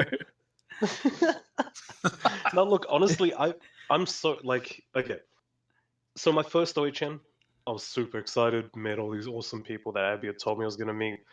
The thing was fucking nuts. All right. So if any of you in chat have not bought your fucking tickets, whether you haven't sorted your accommodation, fucking do it. Like, it's literally one of the greatest things to do out of Yeah. two things that actually matter. And the Brizzy boys are gonna hate me for this, but the two things that matter are BAM and OHN. All right. Those are the only tickets you need to care about in this state v state beef. Go to one of those two and make your fucking point. Come on, You're man. from Willis Brisbane, and you're coming to I. OHN. We know you guys are going to bring the heat regardless. Those few of you that are. But we need you guys to support OHN. We need you guys to support BAM. We need you to support Sunny Side Up. But this OHN is going to be fucking. It's going to be pretty big. I want to point, because I know, like, I mean, especially with Tekken 7, we've got so many new players to the scene and to the community. And a lot of these guys have just started with Tekken 7. And what that means for a lot of these guys who have attended at least one major here in Australia, you guys are sort of, we're in the peak period right now in terms of attendance at majors. You guys get heaps of internationals. You get to meet all the superstars and stuff, the Koreans, the Japanese players. And it's all very exciting and it's all very great. But if you've never experienced a major like this where it's just all about the local talent, I highly recommend you check it out. I know that's not going to be everyone's cup of tea. Everyone's cup of tea. Yeah, some Yeah. people really are in it because they want to meet their heroes. They want to meet Knee. They want to meet Low High, whoever it is. But no audience pops off like two states just cheering for their boys. Yeah. And I mean, for me personally, this is what it's all about for me. You know, I can go and enjoy a major like BAM or something, but when the grand final is JDCR versus Ulsan, I'm asleep. You I don't kinda care. check I've got no out, stake yeah. in it. I don't care if Ulsan wins. I don't care if JDCR wins. But when it's if it's something like Dion versus Naveed, Alchemist versus Daniel, if it's fucking Harlem versus Lupa, like, do you know what I mean? Yeah. The crowd nothing goes hits that. fucking nuts. It's That's one of the absolutely insane. things- You will cheer. You will get cheers from the crowd. The monkeys will be in full force from the start of the tournament to the grand finals. And so I highly recommend you guys check out Origin. It's all about the local talent. It's going to be a locally crowned champion. I can't get enough of it. So back when I started, I mean, obviously I've been part of the scene for a long time. I started playing Tekken a long time ago. And back then, you know, this is how every major was. I know a lot of these majors have gone a bit Hollywood now. Not a problem with that whatsoever. But I love that OHN is sort of, it feels like going back to the roots for me. And it is, I'm really excited for it. That's it. I was gonna say, just touching on Dave said, is like just like Aussie grown talent is it's fucking real. SSU was so sick, because of like it was just like so many like crazy shit like that. That's it, man. Just from like look, I love the Sydney boys, but it's like, man, fuck off. I want the Brizzy boys to win. It's like, That's like amazing. No, it was like shit. Like, dude, Lupa would go up. I'm like, yeah, good luck, man. Like, whenever he's walking on see you stage, just like- and then as soon as you're on stage, I'm like, dude, fuck him up, Harlem. And it was like, it's That's but it. and you got to support your state. It's too good, dude. That's It's, it. And If any of you guys, so you guys were at BAM, right? yeah. So we all saw the Naveed versus, like, you know, it was like, oh, yeah, Naveed versus man. Alchemist. Yo, Oh. dude. yeah, no, Ulsan. Before we got to that one, yeah. it was even worse. Yeah. But the warm up was like the Ulsan versus Naveed. All right, so it's in a different timeline here, so forgive me. But when he went Marduk, how nuts did the crowd just start popping off? Oh yeah. Like, who the fuck goes Marduk against this guy? Yet he had already known because these guys chat a lot, they play together, blah fucking blah. But when he popped that off, just hearing the fucking crowd, I wish we had a microphone for just the crowd. That's It was that was hype. And then the Naveed versus Alchemist. That is where the crowd just fucking lost their shit. Didn't matter who was getting anything. It was just going off. Like, the amount of shit smack talk in between all the screaming was just amazing. I lost my voice to that same fuck. Like, that hurt the last of my bloody voice box. It was destroyed. Tried to talk to Lupa and all, I was just squeaking. I just had to shut up and just type on my phone to say what I wanted to Lupa. He's just like, nah, you're right, man. Stop talking. Your voice is fucked, man. You can't say shit. I was just like, damn it. I'm really glad, Mac, you got to experience that at Sunny Side Up, because then you know what I'm talking about, don't Yeah, you? of course. When it's just about the locals, Yeah. it's It's a completely different beast, and Yeah. it's my kind of beast. Yeah, look, would it be cool to meet like JDCR and shit? Yes. But I don't know. I think it's sort of like the community based in Australia is way too good for Tekken, and Yeah. like the friendly rivalries is just like it's there's nothing like it. You gotta like rooting for your state is like the best. It's just And like it's so much fun. you know what? I think that I would almost want to blame the internationals for getting rid of this state rivalry, because then it was just Australia versus Korea or Australia versus Japan. Yeah. And those these interstate rivalries have sort of died down, and Abby's trying to bring it back with this 10 versus 10. Who's obviously very passionate about it. I mean, back in the day, this was some serious stuff. Tekken was serious business, and friendly rivalries, of course, nothing malicious about it. But I mean, I really miss it. So you get a whole year to shit talk the other states. And fucking like, just gonna put it out there, boy. Pretty damn amazing. Like, Nick, funnily enough, I'm just gonna shout out to Scorpion. All right, Yeah. Brisbane let's go. fucking Brisbane synth won that tournament yesterday. Yeah. We're never gonna hear the end of it ever again. He had a paragraph ready to. I haven't seen it myself, but I heard Scorpion had made this a paragraph ready to go. Yeah, Pasted it he straight did. to Twitch chat as soon as Synth won it. Hold The on, moment he did it was there ready. Dude, I couldn't alright. stop laughing. So I've got I don't know if you guys know this, but in this Discord there's a in my Discord there's Downback 2's copy pasta hut. And thank goodness Stott fucking I haven't seen this. This is basic that literally what Hold up, Shani. Is this the paragraph? Is this am I reading this? Is this from Scorpion? No, what I no, his was posted. even better. Yeah, His what was I even better. what I posted in chat, very easy, much superior city than others are inferior, except maybe Tasmania, which is a city in Australia according to my calculations. No, he had another one. He had another one that he looked like he almost had written it himself. Is Like, it it was so Scorpion, it was amazing. Jimmy's posted something in the chat. Is ISF. this copy pastas? This is Oh, it is. That's it. The Yeah, Demi one. ISF, The yeah. Demi one. That one I could have stopped cracking up. I was like, "Fuck you, Nick."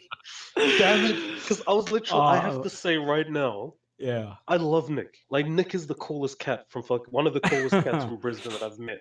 Yeah. Like, say what you will, I don't care. I like this dude. Say what he wants to say he's- about me, I don't give a fuck. He's awesome. He's too But when entertaining. he talks shit, it's the It's the funniest thing.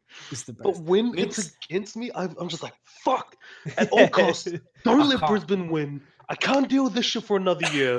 And the moment it sent one, I'm just like, fucking threw my cup. I was just like, fuck. No, and no state can ever actually say he wrong because we fucking lost. Just And boxed Tim him. is right. Nick's Scorpion's shit talking is on another level, and It if you is. guys ever heard his dad jokes, his pun game is also it surpasses anything else I've ever witnessed Anything on this in the planet. FGC. Him on So- Twitch might be the funniest thing ever because the way he like speaks in real life translates really weirdly into text. So everything he ever types is just incredibly weird, and it looks like a copy pasta. There's so many of them. This is the funniest thing is the pair play. Like, Abby just can't talk about pair play. Like, you mention pair play to Abby and he just starts pissing himself. He can't even tell you the story without laughing. Hold up, And I don't know this story. Yeah, what is So I can't even tell you the story because he's never actually officially finished it. It's been in like 2 different times. He's And I couldn't trying. even tell you. But apparently something was posted where Nick was like, "Oh, I'm just down at the local doing some pair play or something." That happened in the Brisbane arcades. Yeah. It was like either you're sitting next to someone, some Yeah. shit, Yeah. and it was just a picture of a pair sitting on the fucking Tekken seat or something. Oh no. But you see, this is where the story gets fucked up for me because Abby just starts laughing Yeah. and he doesn't finish the story. He He's doesn't like, finish it. oh man, and it's boy, and you lose the story. That's it's it. just completely like- done. And I can't even get second-hand info because if anyone's near like Daniel, which is the first time I ever asked for this story, is the first time I'd met them, the first time I'd been to Universe with him, Yuvan, Daniel, blah blah blah. And neither of them, between Daniel and fucking Abby, they couldn't finish the fucking story. Wait, is that it? Because- Phil just linked it, I'm pretty sure. Yeah, I think this is it. That's it there. Here's my partner because I heard it was pair play. Like, fucking Abby loses his shit over. He can't stop laughing. Like, I asked him a couple of weeks ago about it, and he just started laughing. I'm just like, oh god, he's never gonna finish his story for me. Unbelievable. And then he finally gets to it, and it was just like, I should probably throw a sympathy laugh. So I did. I threw a sympathy laugh, and then remembered what it was about. I was like, oh my, this is actually pretty good. The puns are gold. I forgot about It's the too Nick good. puns when His next pun level. game, they're too good. They are They're next too level. good. Just his shit Yeah. stirring and shit talking is just unbelievable. He tags me in the Queensland Facebook chat. He walks Yeah. past this like milk bar and it's called like Max Milk or some shit like that. And he just Yeah. always tags me and he's like, I wanted to go in there, but I couldn't because I don't know how to king wave dash. And I'm like, dude, just go away. It's like holy shit. It's like it's the Oh, funniest trash talk. It's just Oh, like yeah. it's too good. But like If that sort of stuff, just like being able to shit talk like the other Hmm. state is top tier. Like it is. it's just too good. And I hope that sort of builds up a bit more. Get a bit of friendly I'm rivalry just gonna going. quickly interrupt because one of the guys had said a while ago, Wild Barty. Yep. Now you asked if there was Tekken at PAX. So Kanga Esports, we have I think 3 or 4 different stages for PAX. One of them will be the Republic of Gamers for Aces, and another one, Bluemouth. There will be some Tekken there if you want to come jump in and have a good like throw down and stuff like that. But you'll see the usual suspects there. Just follow the fucking shirts. You want to come play some Tekken? Fuck, we'll throw you on stage. You can come play. So yeah. I will also be going to PAX. So if you guys want to hang out with me, just hit us up, like message us, and we'll sort something out if you want to hang out. So it'll be good. That's it. Because Mac is definitely going to be a part of this whole too. So he'll be coming in to play some Tekken, I'm sure, at one stage or another. PAX Or he's going to King. come and try and challenge the champ and correct on stage. It'll be great. Look, man, as long as the jab range is longer on King, we're sorted. Fucking fine, And man. them giant swings already. Just Dude, relying on jab, Lockie. man, have you seen my King? It's jab into buffered giant swing. Jab I'm city, ready yeah. to go, man. I'm ready to go. Yeah. But yeah, I think that's majority of the thing. Do you guys have anything to plug or speak before, or like say before we wrap it up? Oh, jeez. I was wondering if people in chat knew what pair play was. No, I actually Like- didn't. So please Like the enlighten actual pair play in Tag 2 was in the arcade. You could share 1 credit with your friend. me. That's fucking. No, I think sick. it costed 2 credits, didn't it?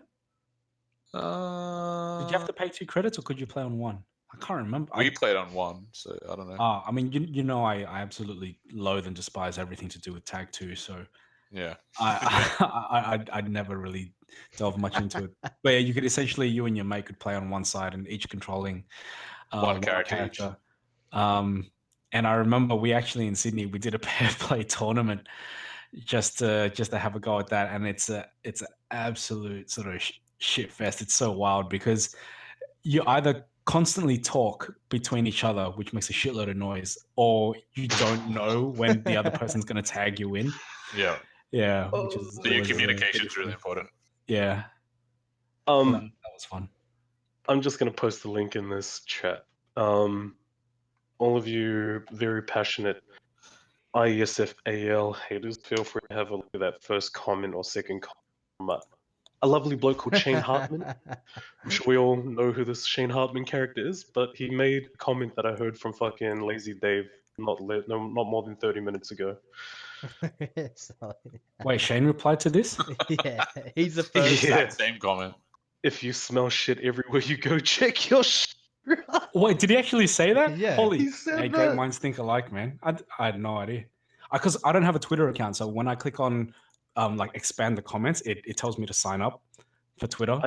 I know you don't have one. I keep trying to add you. Oh, And I'm like, oh wait, this cunt don't have a fucking Twitter. Okay. no, I don't. Trust me. Yeah, but this guy, this Darren Kwan, just fuck this guy. I swear to God. Yeah, fair enough. Yeah. See, Juicy Penguin is fucking Brisbane, not so he knows this part and pair play stuff as well. You can so. forcefully tag it, dude. That sounds fucked up. I Yeah. would piss everyone off. Mac, Leaning you- out, doing that full-on WWE stuff. Mac, Back- you've got Oh! you've got 3 health left. Nah, let me in, coach. It's fine. Shit's Oh, fine, man. man. Oh, So- dude. Anything to touch on when you're thinking about it up? Yeah, I got one thing. One Yeah, thing I'm please. really excited by. I don't think anyone else gives a shit, but I'm honestly so excited by this. But in the season 3 changes for Tekken, Lucky Chloe's standing animation has been changed, and I'm literally so excited because I'm like, why would you bother doing this? What the fuck is the point of doing this? And the only thing I can think of is that it will mess up Mokujin if people's characters' stances look too similar to each other, so they had to change it. Oh. So when I read that change, to me it was like Mokujin's fucking coming. Because what is the point of changing a character's standing Fuck. animation aside from being able to differentiate it between other standing animations? Well, there were a So- few things wrong with it before, weren't there? No, I mean, what was wrong with Chloe's? I don't know. The Like way I she remember stand people before. complaining, but I can't remember what for. People Yeah. complain about everything though. But Yeah, exactly. So That's why I I'm don't just like, remember it. I don't know. If you've invested time and money for your game developers and programmers to work this shit in, I'm like, Mokujin's fucking coming, and I'm hyper as fuck because the guys in Sydney all know I'm a huge Mokujin fan of fan? Mokujin. Played him shitloads in Tekken 6. I was pretty much a Mokujin main in Tag 2 because I didn't give a shit about that game. I'm one of those people who genuinely wouldn't be mad if he took up one of these character slots for the season 3 pass. I wouldn't be mad. I'd be But I pretty- know would I'm be, probably in a Because I ain't getting minority. fucking Bruce back. I'm a I don't wanna see Gonryu that man. shit. I want to hold on to that pipe dream that'll get a Bruce. Fuckers. Oh, I think, dude, I reckon Gonnie's definitely in. But then so all right, my thing It's about the was same chance of getting a Gon as getting a Bruce. I get you. Fuck you. dude, it was so like I was going into season 3 so like, dude, Bruce is 100% in the game, and then Leroy Smith gets announced. I'm like, dude, Bruce is super not in this season. He's done for, man. Yeah, I'm excited for Leroy Smith, man. Wing Chun finally in Tekken. It's taken ages, and the character looks boss as fuck. Yeah, man, he looks sick. AL money, pay the bill already. Come on, Yigs. Bloody hell, man. Wow. Wee Chan finally in Tekken, the big show. God. That's it. Honestly, wrapping anything up, I just want to say something about this fucking clusterfuck that we're all sitting. And it's gonna go back on what Max said. All right. Mad congrats to fucking Synth Brisbane Mhm. fucking winning that shit 100%. in spectacular fashion. I'll get the copy. Mad part straight up. shoutouts to fucking Rek for doing his thing. Dan the same. Like, fuck you guys, legends. And honestly, Milf Burger gets my MVP award because if you can do that on no sleep, motherfucker, what are you gonna do when you well slept, you in a cozy it. ass room, If you guys are ready new, to fuck bitches? I mean, you've seen Daniel's tweet longer post about the experience he had. Milf Burger didn't have it any better, arguably Mhm. worse, and he still came to play. So He fucking And- mad turned shout up. outs to And he put to on a Milf Burger. fucking show, dude. Like he was entertaining as fuck. Like regardless of like he still played really well. But Yeah. he put on a show, and like that's if you can do that, you're winning in any way, But Honestly, that's why I just want to emphasize, like, with all this shit that's going on, yeah, I'm still mad about it, but I ain't taking away from the fact that these guys came and fucked shit up. So, mad shout outs and props to Synth. I can't Yeah. wait to see this guy Hey, another offline. He's going to be a force to be reckoned with, especially with the Shaheen changes as well. So if he's sticking to it, Bro, yes. who's it going to? I mean, who's it going to be then? Is it going to be Synth? Is it going to be Harlem who takes that spot for number 1 in Brisbane? I ain't counting Rest. I don't know. You guys might Rest is Brisbane. I don't know. But I don't count Rest. So it's either Harlem. It's either a Synth. I'm curious. I want to see how this goes because these guys are both. I mean, Harlem, especially from what I've heard, he's hungry. He's looking to become, the best. And I want there to be competition. I want people in Brisbane to push this guy to drive him to like work harder and get that improvement for like the whole scene in general. Yeah, might be a bit hard. Yigs number 3. Come on, son. Might be a bit I wouldn't hard put in you in the Brisbane. top 5. What are you talking about? Actually, I might. I might. If I had to do top 5 Brisbane, is Yiggs in there? Maybe. Top 5 out of all 4 players. I'm like, oh, you going in your own state, Willis? Damn, I'm just joking. Damn. Yeah, but you play Ling Yiggs. How'd carried by your character like Super Akuma. I'm joking. Ling's not that And crazy. what are those Ling changes? Like those pretty scary. You know, Yiggs might be at that fucking top 3 status all over. Ling's alright. She's the best she's ever been, I reckon. But Every she's got a character's the couple of best buffs. everyone's been. We'll see.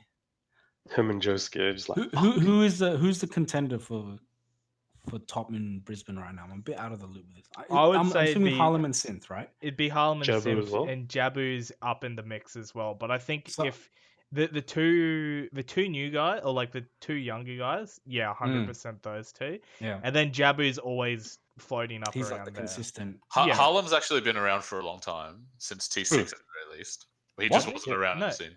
Was he? Oh, Yeah. I did not know So that. I used to thought he was play. I used to play at a local arcade in Sunnybank, Yeah.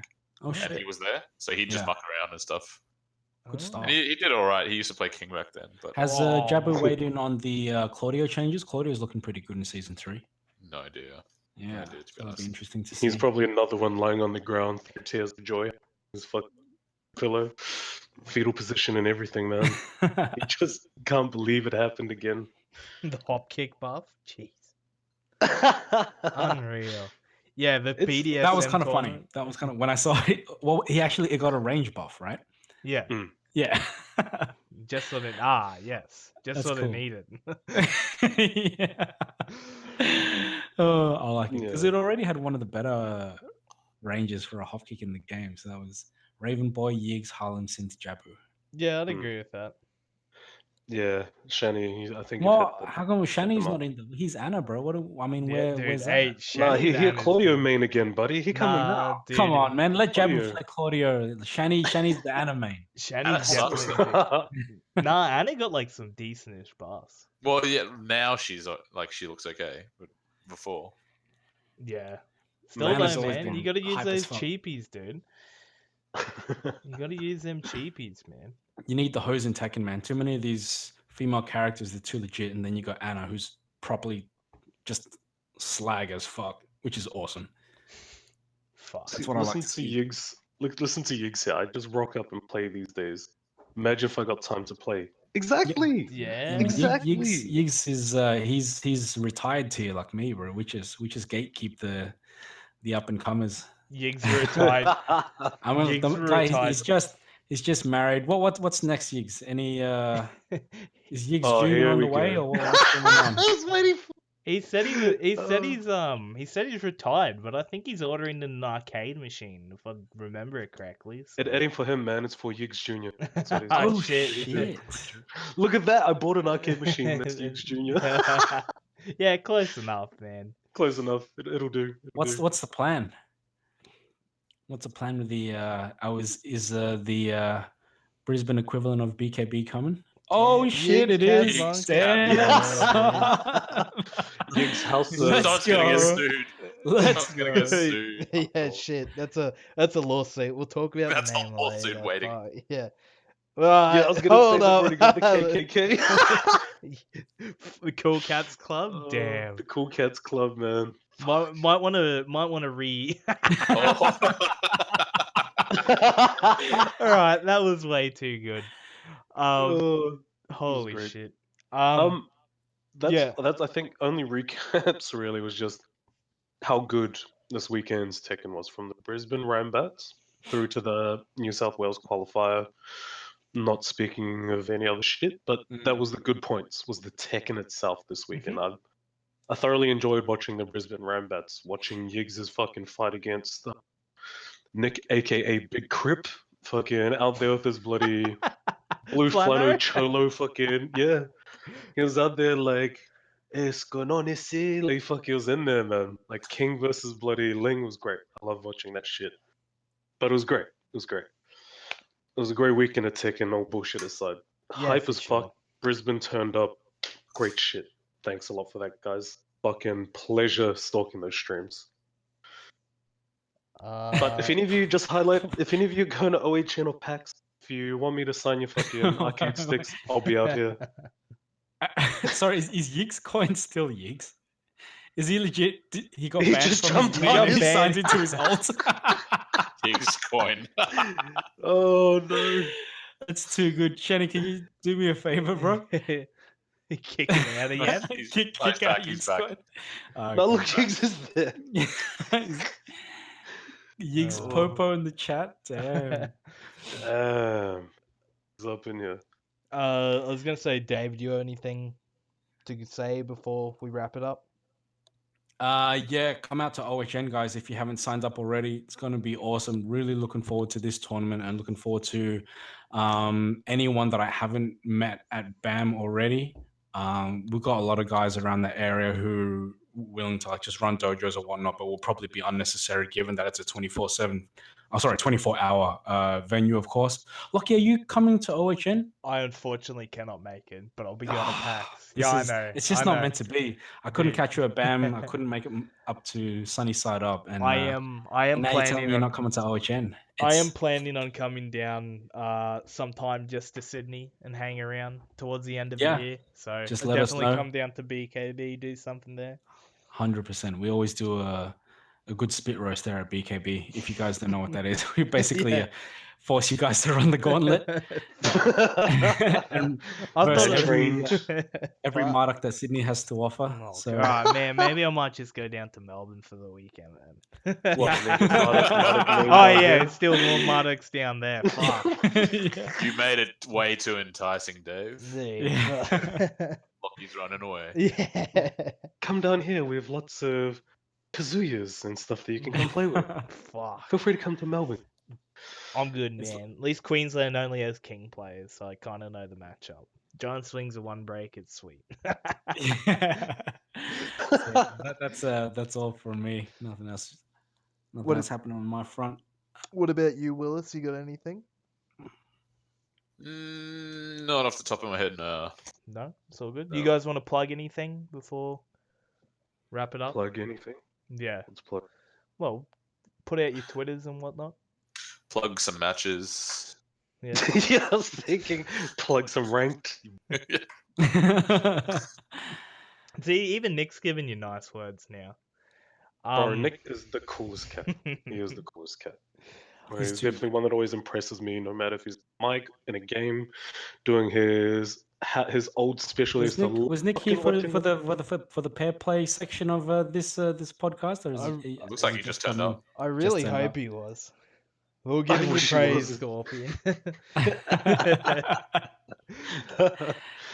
No, honestly, I don't know about plugging, but yeah, you guys can see me at this beautiful face in front of your screen where I'm literally marketing my own arcade stick with my own face on with the Fosters and the lovely Keep flannel doing what you're shirt. doing. I'm loving what Kanga's doing right now. It's too good, and I love what it means for the Australian Tekken community and fighting game community as well. Thanks a lot for that. And you've got, I mean, Phil sponsored now as a content creator for you guys, so I can expect a lot more stuff from him. He puts out great stuff, and he did post his YouTube channel and stuff before. So, I mean, we're gonna get the production value of the stuff that we produce out of the FGC. That's just been elevated to the next level, and it's really great to see. Are you any spicy gossip you can any new pickups or anything like that coming from Kanga or anything you can share? Yes. Yeah. I can't share names, Mm. but we do have we should have 3 things. I think it's maybe I got my counts wrong. It's 1 or 2 things. We got 2 pickups that are coming up. I'll have to answer a fuckload of questions because the next pickup that gets announced, people just be like, "What the fuck, Teme? You said differently." And I'm like, I know it was my decision, but I'm going to support my fucking organization regardless. But hey, Is this I'm for still going to Tekken? back this. Yes, it is. For Tekken 7, we have a announcement coming up Oh shit.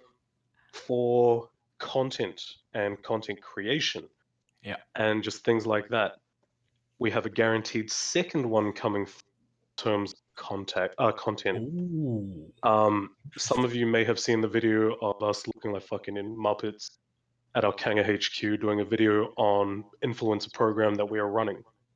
A lot of people have been scared to apply because they're like, oh, Kanga only wants all of these people, fucking, you only want this. It's like, no, we want content creators. We want people that actually fucking we can market out. We don't care how many people you're getting, provided that you are a community that we can help. Our sources and our resources, we'll do it. You could have 10,000, 20,000. You could have 1,000, 2,000. Doesn't fucking matter. People should just try and apply and see what happens, and I'll happily speak to them as to why if they do get declined, it's not a guaranteed we are never going to get picked up. Yeah. Same thing about something I'm going to touch on that Lockie and I had chatted on in private. Some of the Brisbane guys. A lot of you guys have come at me like fucking nothing. When's Kanga picking up fucking something in Brisbane? When's something going to be done by Kanga for Brisbane? You guys are still in our fucking hearts because you guys are going to be getting something. That is fact. Now, what you get, I'm going to leave that to the surprise when we go, surprise, motherfuckers. And then drop it for you guys. But when, Lawrence? When's the juice?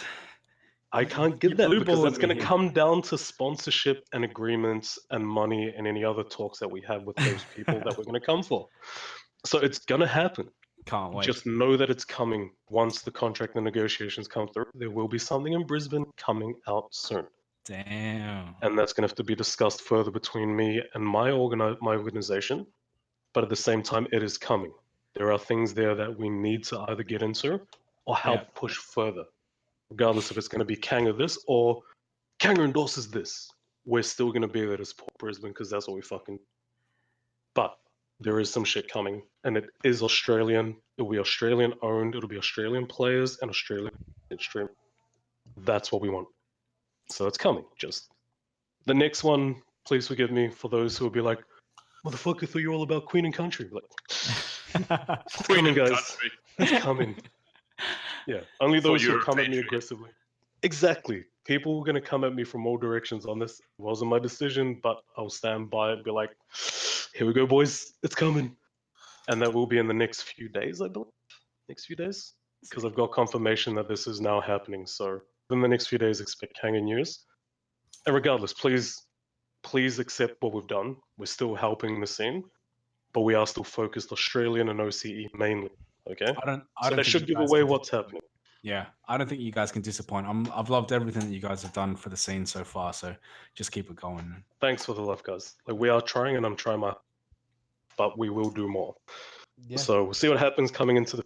But I think our next few pickups that we have lined up, the Australian public will love it regardless. From our scene to any other scene, they will like what we do next. So, eyes open, guys. It's coming. Scorpion just posted another copy pasta.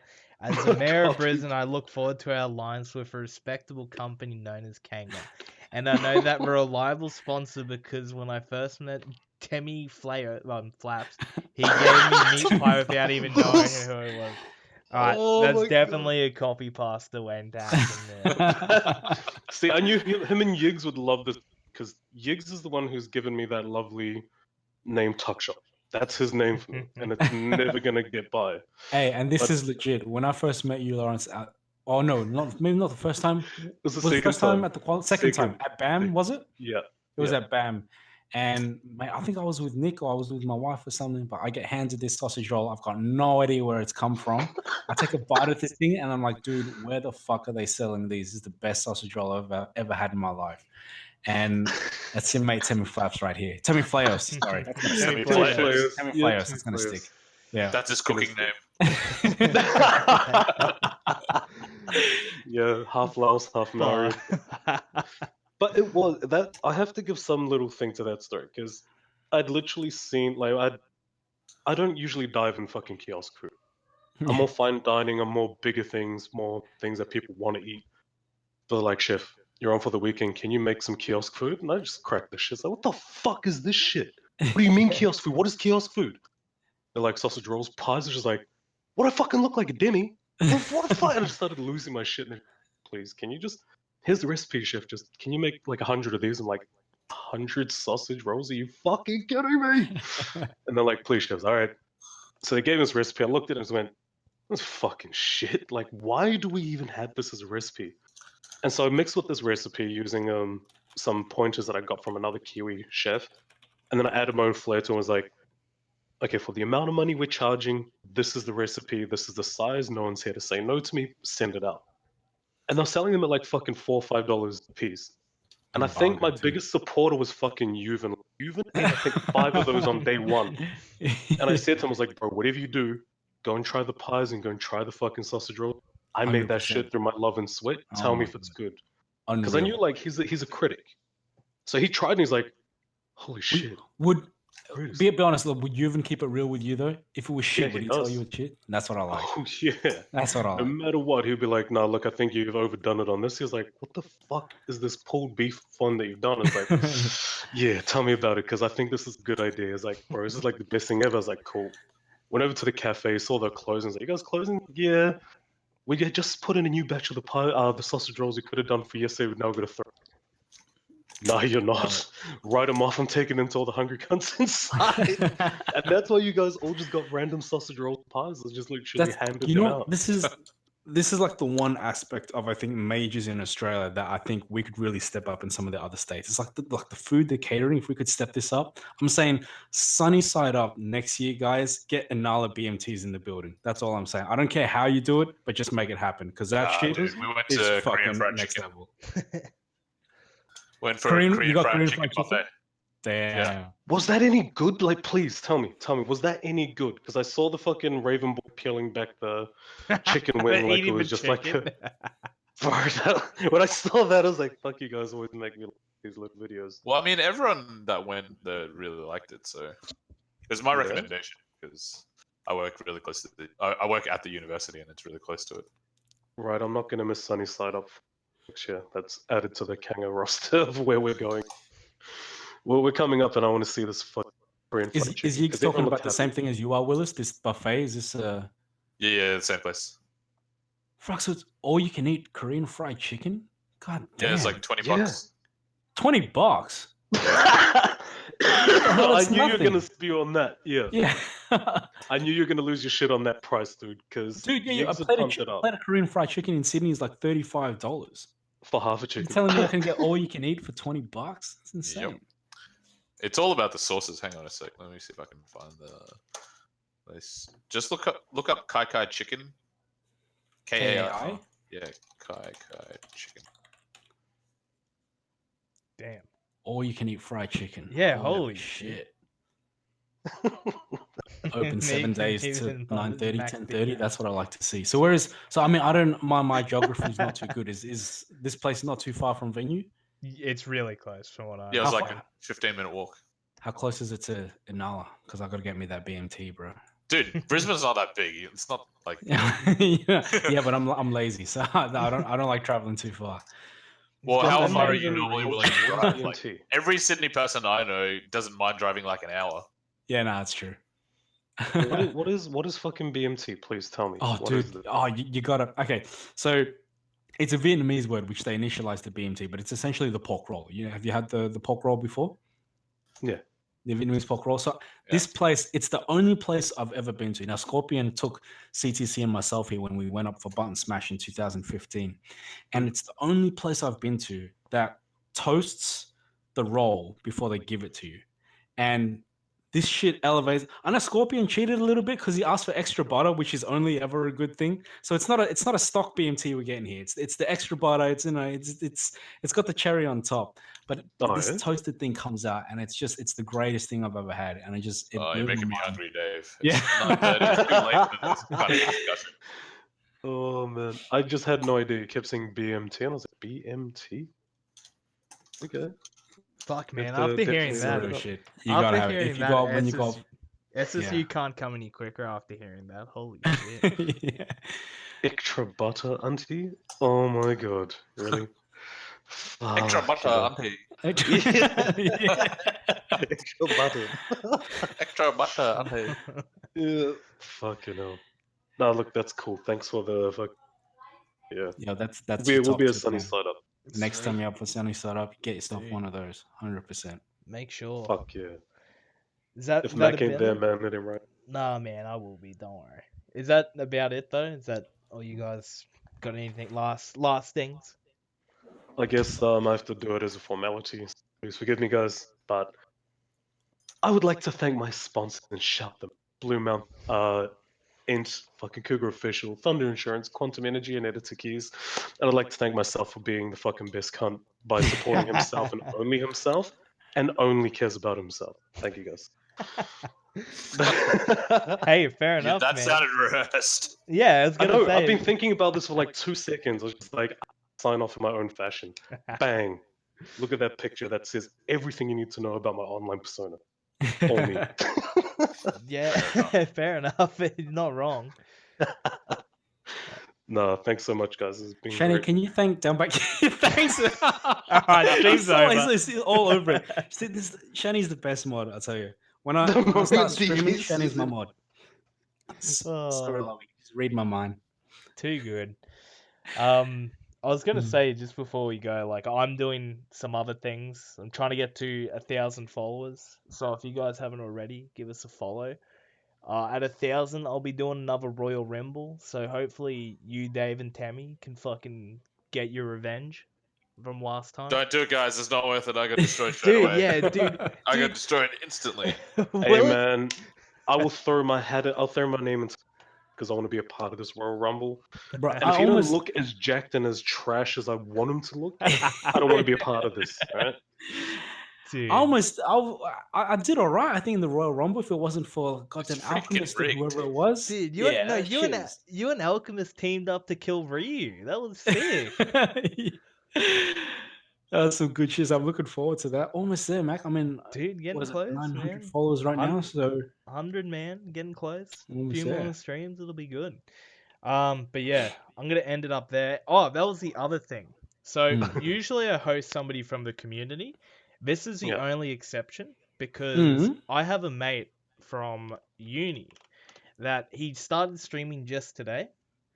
And if he gets to 25 followers, he's gonna shave his hair off. So I'm gonna go. Oh, do let's that. give him 50 outright, guys. Too Let's go. easy. Let's Yeah. fucking go. That's it. Yeah. Yeah, that's What it, if he man. doubles it? Well, Dude, what else well, does he have to shave? well, we're gonna find out. We've got to find out. Just everyone follow him off the bat. Just join his channel, hit follow. You shaved your head yet, mate? Doesn't he do pubes as well to match it? You know. Go. I'm gonna Yes, send. Nick, you guys are Comedy Central of Australia. I'm going to say that. Brisbane is the Comedy Central of Australia. Hands down. I'm gonna send yous over. Make sure you give him a follow, and I'll see yous later. And also this will be chucked up on the archive, so stay tuned on the old YouTube. We'll get it sorted. Good Alright, stuff. boys. I'll catch Thanks, yous bros. later. No worries. Alright, have a good one, Thanks, boys. guys. See Let's yous go, later. host.